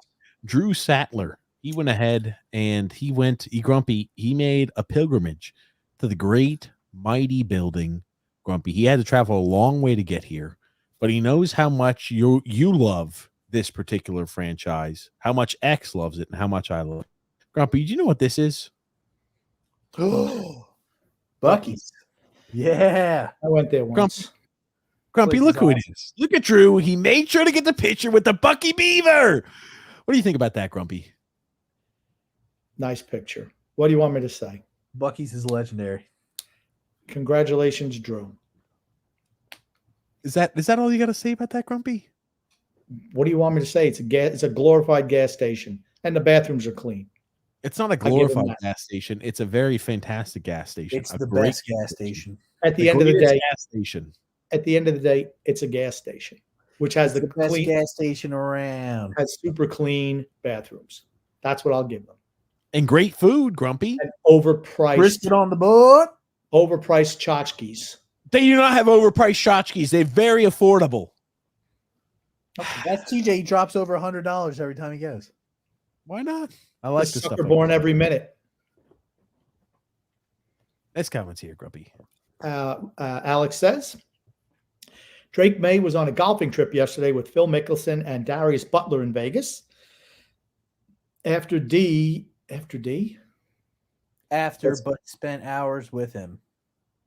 He said he would take him first overall. After Darius Butler spent, I think he did D as short for Darius Butler. Maybe, I don't know. Okay. He says here the NBA owned Christmas. That's a new thing for the NFL. Okay. The NFL has had games on Christmas when that falls on a Sunday. They absolutely have in the past. Drew says, by the way, I think it's as clear as day Rob Manfred has blackballed Trevor Bauer. Bauer is willing to play for league minimum, and yet still no one has offered him a contract. He deserves better. Absolutely. Yep. Absolutely. And he's being vocal about it too. That's what's getting him in real trouble. He should sue Major League Baseball and the Dodgers for, dumping him and suspending him for something he did not do. Absolutely should be. Frank from Empire State says, blah, blah, blah, backup goalie, back-to-back. Guess what? All teams deal with that. Okay. Yes. So when we are losing games later on this year, I want to keep injury energy. Or if we have our team, yes. Go ahead, Grump. If there's an injury, you can't go on both sides of the street. Can't do it. Yes, our team is completely healthy. Casey Cizikas returned back tonight. Our team is 100% healthy. There's not a single player missing from our starting roster this season. 100% healthy. If we lose games, the only way we lose them, we fucking blow. There's not injuries. We don't have the coach issue. If we ever lose a game, if we lose games the remainder of this year or play unimpressive, we fucking sucked. We deserve to lose that game. I'm fine with that. But Tampa Bay's been one of the most banged up teams. And that's what happens when you have an older team. You get guys hurt. And they've been banged up all year. All year. Yep. Here's the thing. Not every team is I don't want- fortunate here's the enough thing. to I have don't their want backup goalie being Varlamov. We play a lot of back-to-backs the second half of the year, or however many games are left. So I don't want to hear it. Not Yes. once. Not once. Drew L. Drew says, TJ, I'm loving this Brock Purdy narrative. Keep it up. Yeah. Turdy. Drew L. He says, Drew says, I swear, why does it look like Tom Brady wants to cry in that clip? Because he realized he could walk in off the couch right now and win the Super Bowl. It's his 7 Super Bowl rings blind him in the eye. It's making him tear up. Oh, good one. Drew says, so Devin Hester just made the Hall of Fame. Yeah, I don't get that. By the way, apparently Darren Drager, and this was sent by Nick, I believe. He said Darren Drager stepped in to prevent general manager Chris Jury from trading away the team's 2024 first-round pick. He's concerned with the team's prospect pool, and he's also talking about the spectacle. Okay, the same thing that Coach Tommy B was talking about. He says, Drager says here, yes, complications including the first round in 2024. The Rangers would likely add a forward, but I'm told they did make an offer for Elias Lindholm, but after it was clearly not accepted, James Dolan wants to protect the 2024 first-round pick so that the Rangers can be a part of the spotlight at the draft at the Sphere, because Dolan is also the owner of the Sphere in Vegas, and the Rangers want to be a part of the spectacle in Vegas. You want to have teams lose when they let owners make decisions like that, particularly an owner like that. What a stupid bastard. That's about the nicest way you can put it. Oh, no, Alexander. Thank you for sending us, Alexander. Tommy B talked about that a little bit yesterday. I thought he was just, throwing things out there, but that's absolutely true. Nope, we already did that one. Just read that one. Okay. Drew also says Mike Vrabel is going to get hired next year. He won't be out of job for long. We'll see. We'll see. I can't believe he didn't get a job this year. Al Grumpy. Apparently, Boomer Esiason said Belichick turned down the Falcons' head coaching job. Lots of folks say this is not true. And Leonard didn't want to reshape the front office just to suit Belichick for a couple of years. But you want to know what's going to happen? You're going to see, you're going to wind up seeing that coach lose his job in a couple of years anyway. So what's the difference? When the owner, because Arthur Blank wanted to absolutely hire him. He did want to hire him. Reverse Ramajama says here, they never cared for Jay Glazer either. I need new music, says Ryan. What is this, X? I need new music. Music options. Oh, no, he didn't talk about music options. Reverse Ramajama says here, do we enjoy the ice bath? Infrared sauna red light therapy? X and Grumpy. I need some of it. X and Grumpy need some of it. It's life-changing. I don't know what he's talking about. He says, have you ever done an ice bath? Ice bath and Who do infrared. something stupid like that? That's just idiotic. It actually has become a really popular, trendy thing that a lot of people have been doing. They take. Okay. What was the comment that Alex said earlier that made me question his intelligence? What was it? I don't remember. Talking about the Islanders have turned a corner. They're a real deal. No. Alex reverse Rammer Jammer, Alex Monroe. He said something. Yeah. He said, he said some idiotic comment that I said kind of explains a lot of things. Here we go. He's a fan of the Pat McAfee show. That was it. Fan of the Pat. Yeah, there you go. Well, there you go. That's all you need to know. Okay. Listen to that hammerhead every day is going to be a problem. You go. So the Super Bowl was rigged for a color match with the 49ers-Ravens matchup, but now it's all of a sudden rigged because of a tight end's girlfriend and Casey's involved. Make it make sense. Here's the thing. They had to revert away from the color match theory because people were catching on to it. Oh, they said, oh, shit, full halt. We can't have people thinking this. They're not going to bet on games anymore. Let's go ahead and throw this other team in there. So now they decide to have two teams that were red. One's wearing a white jersey. I will say, feel good. The logo was purple and red. I will say one thing.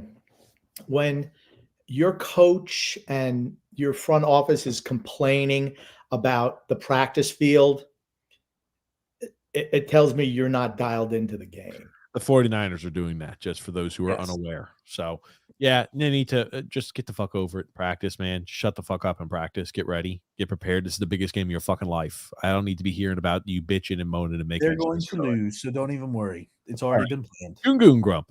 Grumpy, I hate to break the news to you. All Hall of Fame sniff jock straps. Who is in, who is out, NFL, MLB, and especially the Rock and Roll Hall of Fame. I'll agree with that. Drew says, you know what's great about the TJ and Grumpy Old Man show? We don't have to see Rick Roma kiss Son X's ass the whole podcast. Oh my God, Goon Grump. When will team mascots start being elected into certain sports Hall of Fames? I think the San Diego Chicken has given us more joy in baseball than Adrian Beltre, Joe Mauer, or Todd Helton. They kind of all do the same thing that athletes do. They entertain fans. They entertain. They're entertaining. Oh gosh, here Lamar And Jackson just undeservedly won the MVP trophy. That's They're in not the true. sports He was the entertainment best player in the business, regular season. Frank from Empire State says, I had a 46-inch tube TV monster. They're Those big. are big, heavy as hell, I'm sure too. Joe Flacco doesn't. No, Alexander. Well, come now on. here's the thing, Alexander. If you're going to put that out there, you have to say who does deserve it. He might have said it. I might have forgot he to came comment. off the street, right? He was on the street and People led them wanted to to give the DeMar playoffs. Hamlin. People wanted to give DeMar Hamlin. DeMar Piddle Hamlin, he didn't play. What did he play? A couple snaps? He played special teams. Hey, he had that one fake punt that wasn't converted. Yeah, Playoffs. coaching blunder. Al Monroe, Grump. Ronnie Boy got tombstoned by The Undertaker and Al Halal today. Had his whole team healthy and still lost. Dude kicked the ball in the stands angrily and gets messy chants by fans aimed at him on his home turf. Okay. First off, it was not a home game. It was not at Al Nasser. See, this is why you gotta these guys. Honestly, you It know wasn't what a Al home reminds me of. I watched the game. There were no messy chants. No, You want to know what Al reminds me of? He reminds me of Phil's facts. Anytime you hear it, it's just like, okay, usually what he's saying is just always incorrect. Now here's the thing. I did like the fact that the Undertaker was out there. I thought that was kind of cool. Now I will say, Sadio Mane came off the bench. David Ospina was out injured, but they just lost the game. Now there was fouls in the box that it looked like Angel Di Maria getting tripped and getting awarded penalties there in the World Cup, but not so much for that. It doesn't matter. It's a fucking friendly. Guess what? You know what I do remember? Is that Al Nassr kicked the living shit out of Inter Miami 6-0. I do remember that. I do remember. Yeah, I remember that. And here's the thing: that Al Hilal team, they are better than Al Nasser are, and I think it's because they have a goalie. They have a good goalie. Guess what? Al Nassr beat Al Hilal when it mattered most around trophy time last year. Yeah. So The other thing, Al Hilal during this game had all of their starters, and they didn't have all their starters when they played Miami. Drew L. Field man. I didn't watch those games. I don't watch those games. No worries. Drew says, I guess old people just transfer all their strength to the mental side because, gosh, Grump, I broke my growth plate in my elbow. I would argue that's far worse than tearing a rotator cuff. Have you torn a rotator cuff, Drew? No. You don't know. Oh! I bet, and Drew says, I bet Grumpy, when he tore his rotator cuff, was like when Peter Griffin tripped over a mailbox and hurt his shin. So you know what I didn't do? I didn't fracture my little growth plate. Whoa! Does that mean you walk around like Kaiser Sose? Oh god. Okay, Alexander said, TJ, stop downplaying the Islanders. It doesn't matter. The Islanders are a different team under Waugh. If you watch the way they play, then you'll notice a big change. Okay, Alexander, I've explained this before on the show. I'll explain it once more. They've got a new coach. If you work a new job and go from one job to the other, are you going to put your best effort and your best foot forward with a brand new job and a new boss? The answer is probably yes. That's going to be the most effort you're ever going to see. The issue with the Islanders under Lane Lambert is we didn't see the effort. That's simple. Well, they've got the effort. Now they're playing for Patrick Waugh. We've played a lot of teams that were dead ass tired playing on the third night in 4 games. We should never lose games like that. You should never lose to a team who's played their third game in 4 days. And tonight, right, we were outplayed against Toronto, but we won. Good win. Congrats, we won. Tonight, we played a team that played yesterday, so the second half of the back-to-back, with their backup goalie, and they just lost a guy, Sergachev, is probably a top 15, top 20 defenseman in the NHL who snapped his fibia and tibia the night before. Tibia and fibia. Yeah, that definitely has an effect. You got to win games, but that has an effect. The goalie has a miserable save percentage and he sucks ass. But guess what? The teams around us are still winning games too. The Islanders, that's what happens when you've got many teams in front of you. Not only do you have to win your games, you have to hope the teams around you are losing when all these teams have games in hand. That's true. Frank Frank says, whatever, TJ. They just beat the two best teams. They didn't. So they didn't. The Tampa Bay Try Lightning. it again. Try it again. I can't even read it. Try it again. Type it better. I can't figure it out. I couldn't make sense of the comment. Type it again. The thing is, okay, go ahead. Alex Monroe says, an over 35-year-old World Cup is going to be launched. Messi is going to keep on winning. No, he won't. Why would they do an over 35 World Cup? If that's the case, Ronaldo's winning. I can guarantee you that. There's Why not would they enough do that? people over 35 for Portugal. Drew and his broken growth plate says Grumpy needs to read the lyrics of WAP by Megan Thee Stallion. Have you ever heard WAP? What's WAP? Have you ever heard WAP, Grumpy? I've heard the term. I don't know what the hell it means. I know this girl's got a big ass, right? Kind of built like a horse. That's why she's called the Stallion, Grumpy. Yep, that's why she's the Stallion. I She saw goes her around and says, commercial. I'm the Stallion. I saw I'm a the commercial. Stallion. I don't even know the product she was selling, but I won't buy it. I don't think they're trying to appeal to the grumpy old man when they're selling their Probably products. not. So just to show you, the Leafs there are third in their division. The Lightning are fourth. And they've lost the last two games. Now the Leafs did just win here recently. Look at this, the Islanders after their win tonight. Oh, hold on a second. Oh, this can't be right, Grumpy. We're still not in the playoffs. Yeah, still in fourth place, still ninth. Oh no. We've got a long way to go and a short time to get there. That's 31 games left. 31 games. Yep. Island puck hockey. Hey guys, nice win for the Islanders tonight. I recognize Tampa Bay was on the back-to-back, and Johnson is trash, but 18 shots on goal is really great. They didn't have many shots on goal against the Rangers last night either.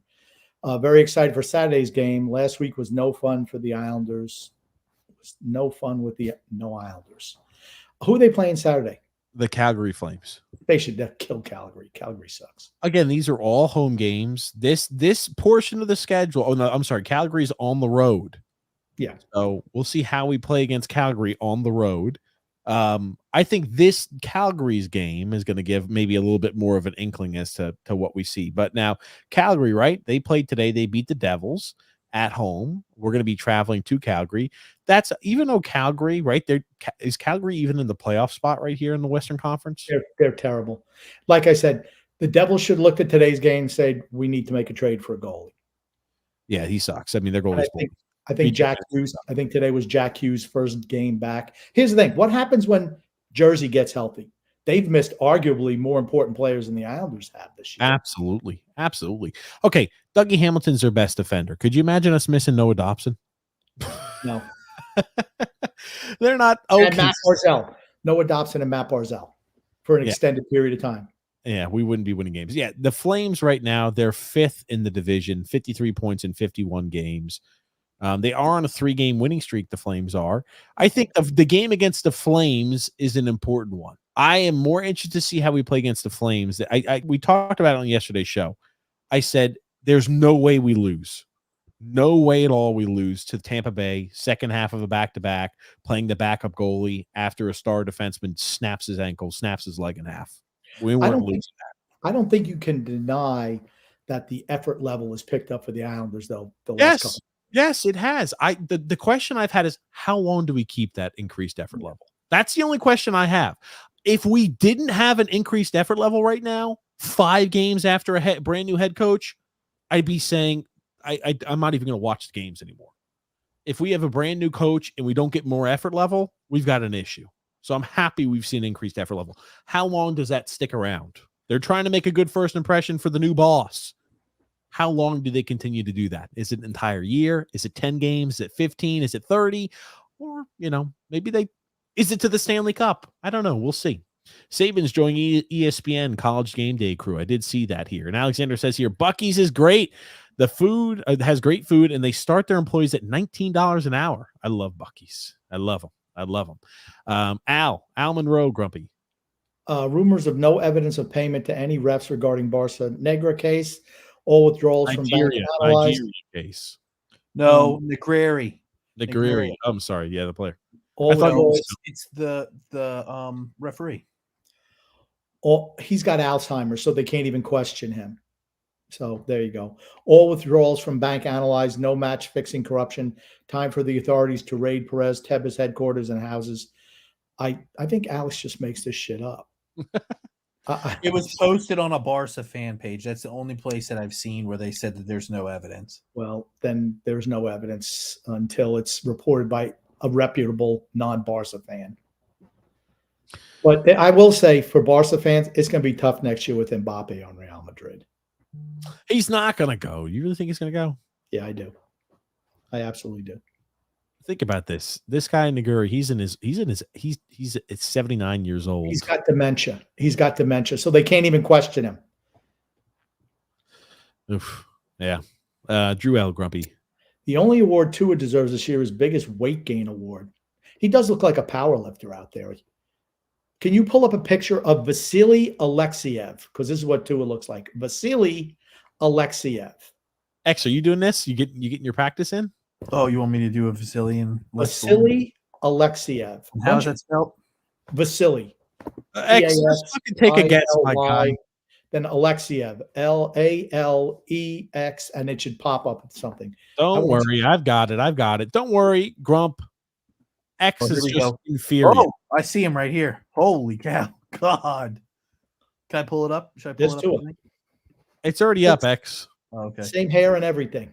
That's Tua. He was a big Russian weightlifter back in the day. Used to be in the super heavyweight division, and that's what he looked like. He looks kind of like he ate a bowling ball.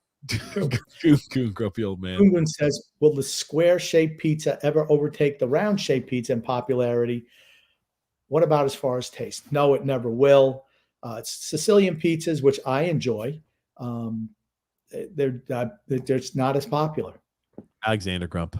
Tua deserves it. Tua deserves what? The Alexiev Award? No. I think he's talking about the either comeback player of the year or MVP or MVP. Wow! Oh my God. My little Brownie said the Capitals have lost 6 straight games and are only 5 points behind us with 2 games in hand. I'm not celebrating the new Islanders yet. The Capitals are done. Sell every single asset that has value. This is what happens when you continue to try to hang on to guys who are past their prime and you trade away first-round draft pick after first-round draft pick. Can I just tell you something? Philadelphia beat Winnipeg today. Philly is not done. You kept saying, "Oh, Philly this done." Philly's still 4 points ahead of us with 2 games in hand. No, we have a game in hand on them. Oh, we do? Yep. Okay. Yeah, Philly's not done, man. You kept saying, "Oh, Philly's done. Philly's done." I said I don't believe in them is what I said. I'm going to still say this. They're winning games right now. They're 4 points ahead of us. We've got 1 game in hand. They've got 5 more wins than us this year. That's worth at least noting. We have 12 fucking loser points. We've got 12 game loser points. Holy shit. We have the most loser points in the NHL by 2 games. No team is. God, I'm shocked. We've got 12 overtime losses this year. Absolutely nuts. Absolutely insane. I wonder what the record is for the most in the season. Al Monroe, Grumpy. Hold on one second. Noah Dobson only had a goal tonight. A little bit disappointing. And Matty B had a goal and an assist. Alex Monroe says, when will guests be allowed video time on the pod? Should have guest features and segments from time to time. I don't think, Alex, you want people looking and seeing how ugly you are. So we're just doing Oh, come on. Hey, that's low-hanging fruit right there. Okay, come on. We do have some memes. All kidding aside, Alex is a really nice guy. We do yes on the show. I'd be down for that. Yeah. Let's see here. We do have these are some memes sent by Drew. Let's take a look. Big number 40 in white makes a clean save. Towson now. Holy shit, man. That ref just decked him. And there's a Hopkins player down. The referee takes out the little scrawny lacrosse guy. Welcome to the league, baby. Welcome to college lacrosse. Steve Clifford called out the Hornets, apparently. Let's be honest. And it's why I was brought here and I've failed miserably. We don't care about defense all the time. Yeah, apparently LaMelo Ball and some other players on the team were laughing at him getting ejected from the last game or something like that. Well, the team's an absolute joke. Yeah. Here you go. Gary Sheffield Jr. says Trevor Bauer is willing to play on an incentive-based contract with the league minimum guarantees and is liked by teammates despite the media continuing to lie otherwise. That's risk-free. Signing a player fans perhaps dislike is not a risk. They aren't going anywhere long-term. And then Trevor Bauer said, it's true. Yeah. It's true. Yeah, Gary Sheffield's not wrong there. And Blake Snell is going to get hundreds of millions of dollars on a multi-year deal, and he should. He deserves it.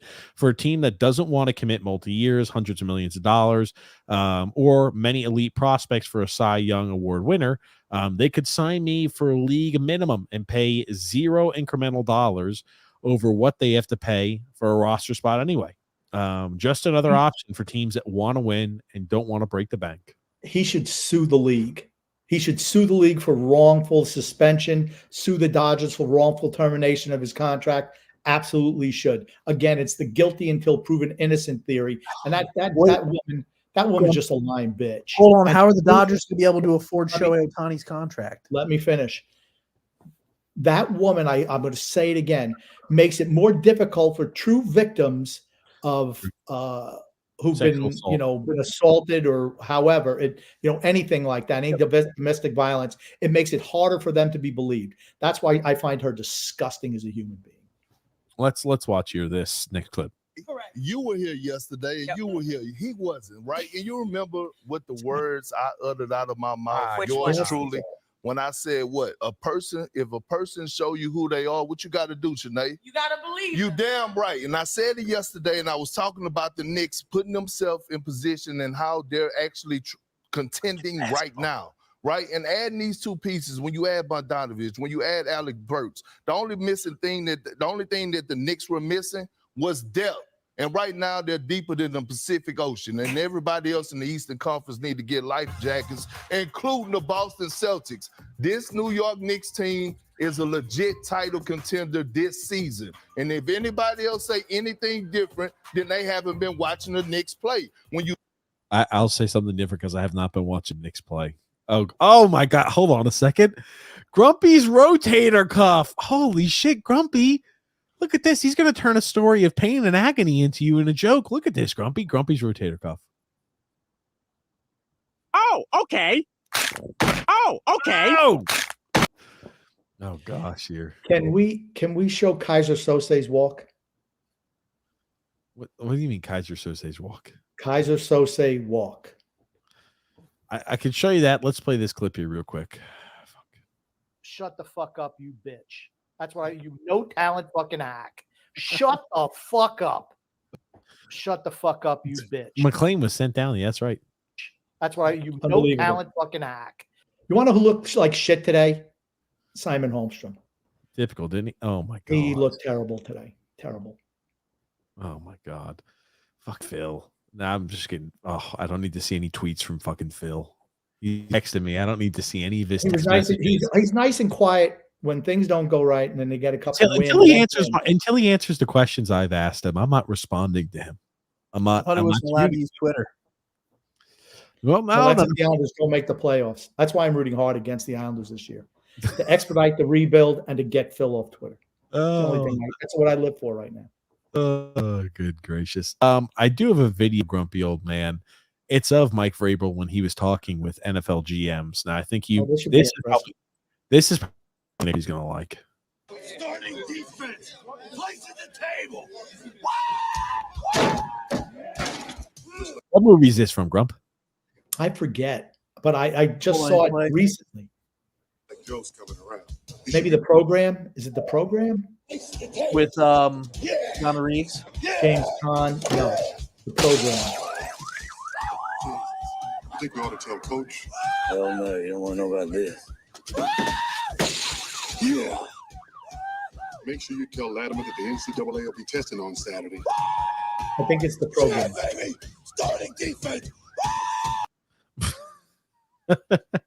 I figured because it was an old video tribute, Grumpy would find some sort of. I think it was The Program. I remember that. Did you see Eric Bieniemy? He is out. He's out for the Washington Commanders. See you later, Eric Bieniemy. I want to talk about this here briefly. Now, head coach Andy Reid revealed today that Eric Bieniemy talked with the offense and spent some time with the team ahead of the AFC Championship game against Baltimore. His coaching future is great, says Andy Reid. Now, who's their offensive coordinator right now, Grumpy? Is it Andy Reid? No, Matt Nagy. Is it Matt Nagy with them? Matt Nagy, yes. Okay. How do you? Let me ask you. What are your he's thoughts not on going that? back- He's not going back to Kansas City. If I'm Matt Nagy, how do you think he feels that they're bringing out the old offensive coordinator who left the team and they're having him come and speak to the offense there? Emasculated. I think that's putting it nicely. You know what he feels like? He feels like Brock Purdy felt when Shanahan said he wanted to sign Brady. Just fuck.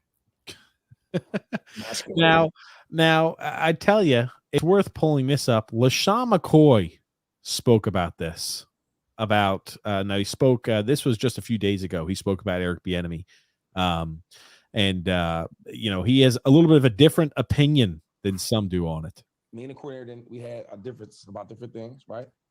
And I'm gonna say this: it's the reason why every year they keep hyping him up to get a coaching job, a head coach or office coordinator job for everywhere else, and you don't get one because he's talking about Eric Bieniemy. Yeah, and the players. You're bringing this up now. We got a minute. I'm like the truth. Listen, because some players, right? He talks to them a certain way, and some players would take it. I wouldn't take it. Like, whoa, And some question I would ask, everybody's accountable. Yeah, that's why it's not because he's a black coach. That's not the reason. The reason that because I won't get into that, but I'll say this. You can't say the reason. We ain't got enough time to get into it. We got 1 minute, but that's the reason why that every year they hype him up to get a job, and then when the time comes, nobody hires him because they know what type of coach he really is. So you're saying Eric Bieniemy was the reason why you stopped playing in Kansas City? So, long story short, he was attributing the reason why he stopped playing in Kansas City was because Eric Bieniemy, and he's not a fan. He still has some sour grapes over Eric Bieniemy. He thinks he's not a very good coach. It's definitely weird to start to see different opinions coming out on him. I think Michael Irvin was talking about how he went ahead and hurt his career significantly, stepping away from the Chiefs and joining that Washington Commanders sinking boat and strapping himself as an OC there, and that really hurt his career. So it's this is a guy who was looked at as, everybody asked the question, why doesn't he have a head coaching job? Why doesn't he have a head coaching job? And things didn't turn out so great with the Commanders. Now he's no longer there. What do you think the future holds for Eric Bieniemy? You know what? He was fired again. He was fired from Washington. They brought in the new head coach, so. Right. Well, they got the new general manager, so it's a clean slate there, right? Yeah. And they're building around the GM. So, look at who they brought in to be their coach. So it is what it is. I just thought it's obviously something went wrong when you wouldn't keep him. They didn't score a whole lot of points this year. I thought their weapons were okay. Sam Howell was okay. But they didn't think he was good enough. So, and they brought in a defensive coach, right? Who's the coach there now? Is it Dan Quinn? No, it's Grumpy. I thought it was Dan Quinn was their new coach. I thought he didn't get the job. Oh yeah, Dan Quinn did get the job. My apologies. Yep, okay. Because it was the issues with the fella from the Lions. They had the issues. I don't understand why. They must have been unhappy with Bieniemy because Quinn's a defensive coach. If they thought the offense, if he was going to turn around the offense, they would have kept him, right? Or they would have said, "Hey, you're the new head coach. We've liked what we've seen from you. We liked what we saw in Kansas City. You're going to be the new head coach." I don't think he's ever getting a head coaching job. He had a whole bunch of issues with Colorado ones there. He's had issues with drinking.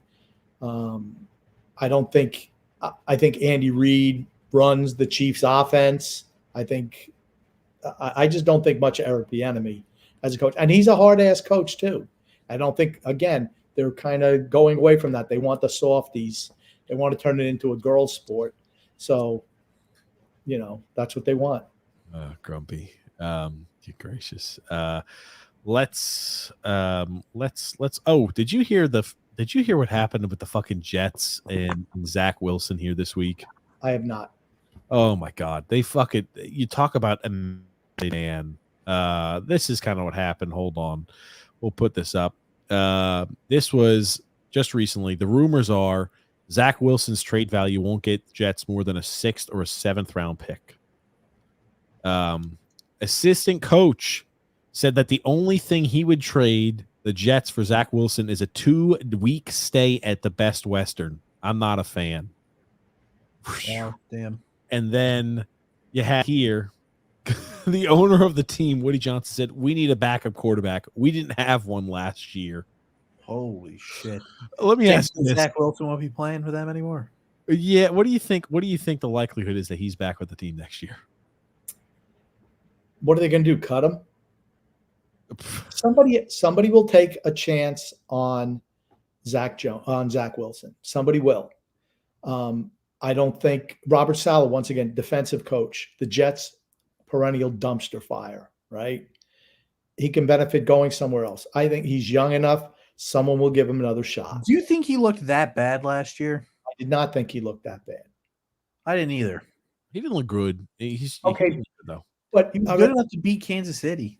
They had no offensive line, one weapon, 2 weapons. I'll give him Wilson on the outside and Breece Hall as a running back. That's it. They were not a good offensive team. The team was built for Aaron Rodgers and not for Zach Wilson.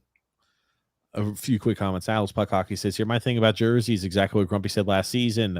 When you're in the circle of suck, the teams with top, or the teams that come out on top are the teams with good goaltending, and the jerseys have some horrible goalies. Yep, terrible. They knew it, and they knew it going into they knew it in the offseason. They did nothing about it. I don't understand that.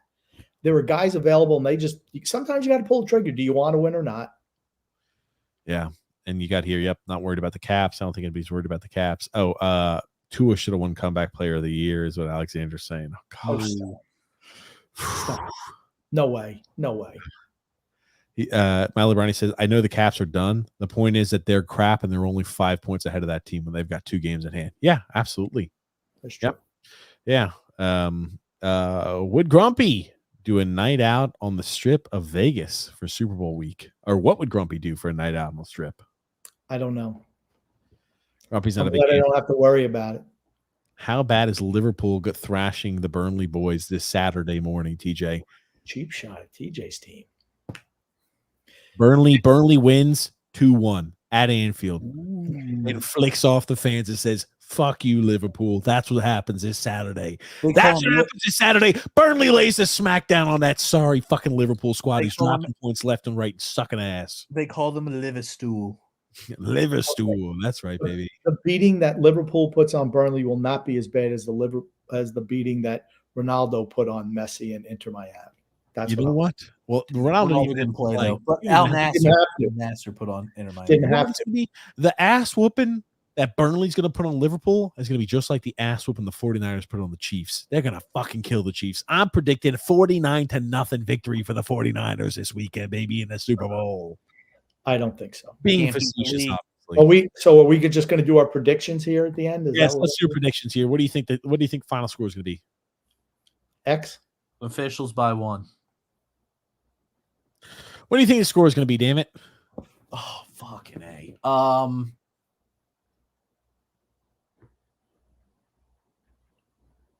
30. Oh my God, a lot of scoring. Holy shit. Okay. Fucking spit it out, X. It's not like we're asking you to freaking sign over your last will and testament. God almighty. 30 what to what? 36. I don't know. 36 to what? 36? 35. 35 to what? What the fuck is the score of the game, I'm just throwing random numbers out there. I have no idea what the score is going to be. Who's winning? What score? I think the 49ers will lose. I think the Chiefs will win. I think the Chiefs win by a touchdown. Okay, what's the score of the game? +6. +6. What the fuck is he doing? I think they'll win by 6 What's the points. score of the game, damn it? Spit it out. I don't know. I don't have All right, shut up. I don't care. He's a loser. 28-17 Chiefs. All righty. I'm going to say 49ers wound up winning this game 31-24. Okay. Isles Puck Hockey said, Grumpy, logically, if we missed the postseason, we're not expediting the rebuild. They'll do the 2022 all over again. We don't make excuses, but here's a big excuse. It's Lane's fault. Blah, blah, blah. That's why the Islanders are Mickey Buzzard's losers. specialty. That's why the Islanders are losers. Brett W. ran into Isles Girl 3. He ran into Kim and Coach Tommy B and had some good conversations with him. That's good. I got to message Kim, but I got to message Kim when I get back. We'll have her on. Milo Brownie says, last but not least, Grumpy will be in the Kansas City this weekend to celebrate the 2023-2024 NFL season's end.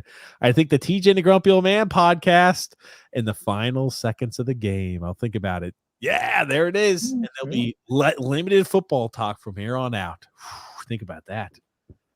Grumpy, genuine question. How big were the Grammys back in your day? It was big. Award shows in particular were really it's just like the last number of years when, there's so much ridiculousness that award shows are almost passé now. They used to be a big deal. They really did. Yeah, I can't watch any of that shit. I don't watch TV though. I used to watch that stuff all the time when I was younger. Now it's like I just can't identify with most all of it. Yeah. Well, let's wrap things up. Thanks so much, guys, for number one being on the show. X and Grumpy, what do you want to say before we wrap things up? I want to say love and laughter to everyone who listens and even those who don't, from TJ, the Grumpy Old Man, and Son X. X, what do you want to say before we wrap things up?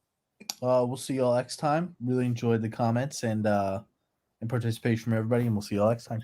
Thanks so much, everybody, for tuning in. We're going to be covering the Super Bowl live on Sunday. X is going to be a huge fan. He's rooting for Taylor Swift and Travis Kelce to get married or to get engaged at the 50-yard line after they win the Super Bowl, after the Chiefs win with that red confetti. X will be so happy. And maybe Taylor Swift can announce that she's doing another new album. Wouldn't that just be special? I just have to say one thing. They only have to have one type of confetti this year. Oh, yeah, just the red. Red and white. And yellow and gold look really one color is going to be like a maroon and the other one's going to be like a brighter red. Or they'll do red and yellow for the Chiefs. Well, and then yellow and gold looks very similar and the reds look very similar. Yeah. And white. I guess. They can play it cheap and put some more money in their pockets, which is all they really care about. They probably got some people in third world countries cutting up the confetti now as we speak. Well, it seems that they're all manufactured. But yes, they'll be definitely giving away shirts. I do like that. At least they give away all the shirts that are not applicable after the Super Bowl champs for the loser. But thanks so much, guys, for watching the show. Thank you, X. Thank you, Grumpy. We'll be live with you guys here this Sunday, Super Bowl Sunday. Sunday. Thanks so much, guys. We'll see you then. Thanks, everybody, for participating. Thanks for all the comments. Thanks for all the engagement. Thanks for the thumbs up. And we'll see you guys here Sunday. Thanks, Grumpy. Thank you, X. My pleasure.